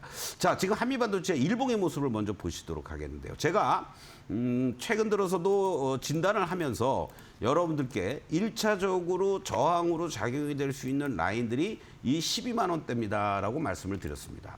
이 12만 원대가 만약에 지금은 저항을 받으면서 매물을 소화하는 이러한 모습으로 진행이 되고 있는데요. 이 12만 원이 이제 안착이 되는 흐름이 연출이 된다라면 다음 달에는 15만 원까지 쉽게 갈 수 있다라는 거죠. 자, 주봉의 모습으로 한번 다시 보겠습니다. 자, 이 종목 역시 참 여러분들에게 희로애락을 안겨준 그러한 종목이 아니냐 이렇게도 볼 수가 있겠고 이러한 하락을 보여주고 나서 결과적으로는 저점을 잡고 주봉상에서 이렇게 돌아서주는 이러한 모습들이 연출되고 있습니다. 그리고 특히 이 저점의 자리들이요, 바로 7만 원을 중심으로 해서 저항을 보였던 자리가 돌파가 되고 시세 급등의 시작점에서부터 오히려 이제 그 자리가 지지를 보였다는 게 의미가 있고요. 지금 자리가 만약에 조금 더 물량 소화 과정이 이루어지는 이러한 모습들이라면 14만 원에서부터 15만 원까지는 쉽게 갈 수 있는 자리들이 있다라는 거, 이렇게 염두에 두시면서 전반적으로 한미반도체의 경우도 이 지금 12만 원에서 신규 진입하실 생각은 하지 마시고 어차피 한 템포 늦췄다가 공략해 들어가는 이러한 전략이 절대적으로 필요하다라고 말씀드리겠습니다. 그리고 탑3 중에 유리기판의 대장주는 뭐 다른 여타 중소형 스몰캡들도 있긴 하겠습니다만은 SKC의 움직임만 보시면서 여러분들이 대응을 하셔도 되고 SKC를 공략할 타이밍들을 여러분들이 잡아 나가면 된다. 이 지금 자리가요, 뭐 직전 고점을 돌파하기 위한 그런 과정이다라고도 볼 수 있겠고, 또는 이 자리가 어떻게 이제 지지가 되느냐, 이러한 측면으로 여러분들이 보시면 좋겠는데, 물론 전체적으로 지금 움직임들을 보시면은 이 18만 원을 중심으로 해서 16만 원의 물량 소화 과정이 조금 더 필요합니다. 그리고 아직 뭐 삼성전기도 그렇고 LG이노텍도 유리기판에 진출한다라는 대기업들이 있지만 얘네들은 벌써 테스트 다 끝나고 양산 단계에 진입을 했어요. 그런 측면에서 봤을 때 HBM처럼 유리기판에 있어서는 SKC가 또다시 주도해 나갈 수 있는 그런 흐름들이 되지 않을까, 이런 말씀을 드리면서 일부 이익 실현하신 분들 또는 신규 진입하실 분들 한 템포 늦췄다가 공략하시고, 그리고 보유하고 계신 분들은 계속해서 이 직전 고점대 20만 원대 이상을 넘어간다, 이렇게 생각하시면서 대응해 주시면 좋겠습니다.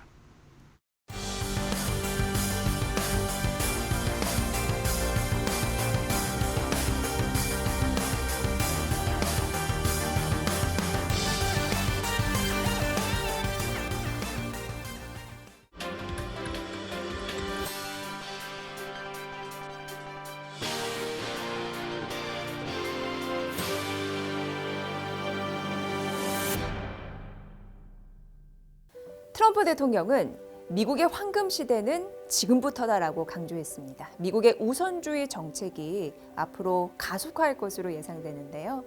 투자 여러분들은 한국 경제에 미치는 영향력 잘 진단하고 투자 전략 잘 또 세우셔야 될 것 같습니다. 지금까지 설 특집 경제 대전망이었습니다. 시청해 주셔서 고맙습니다. 본 방송에서 제공하는 모든 정보는 투자 판단의 참고 자료입니다.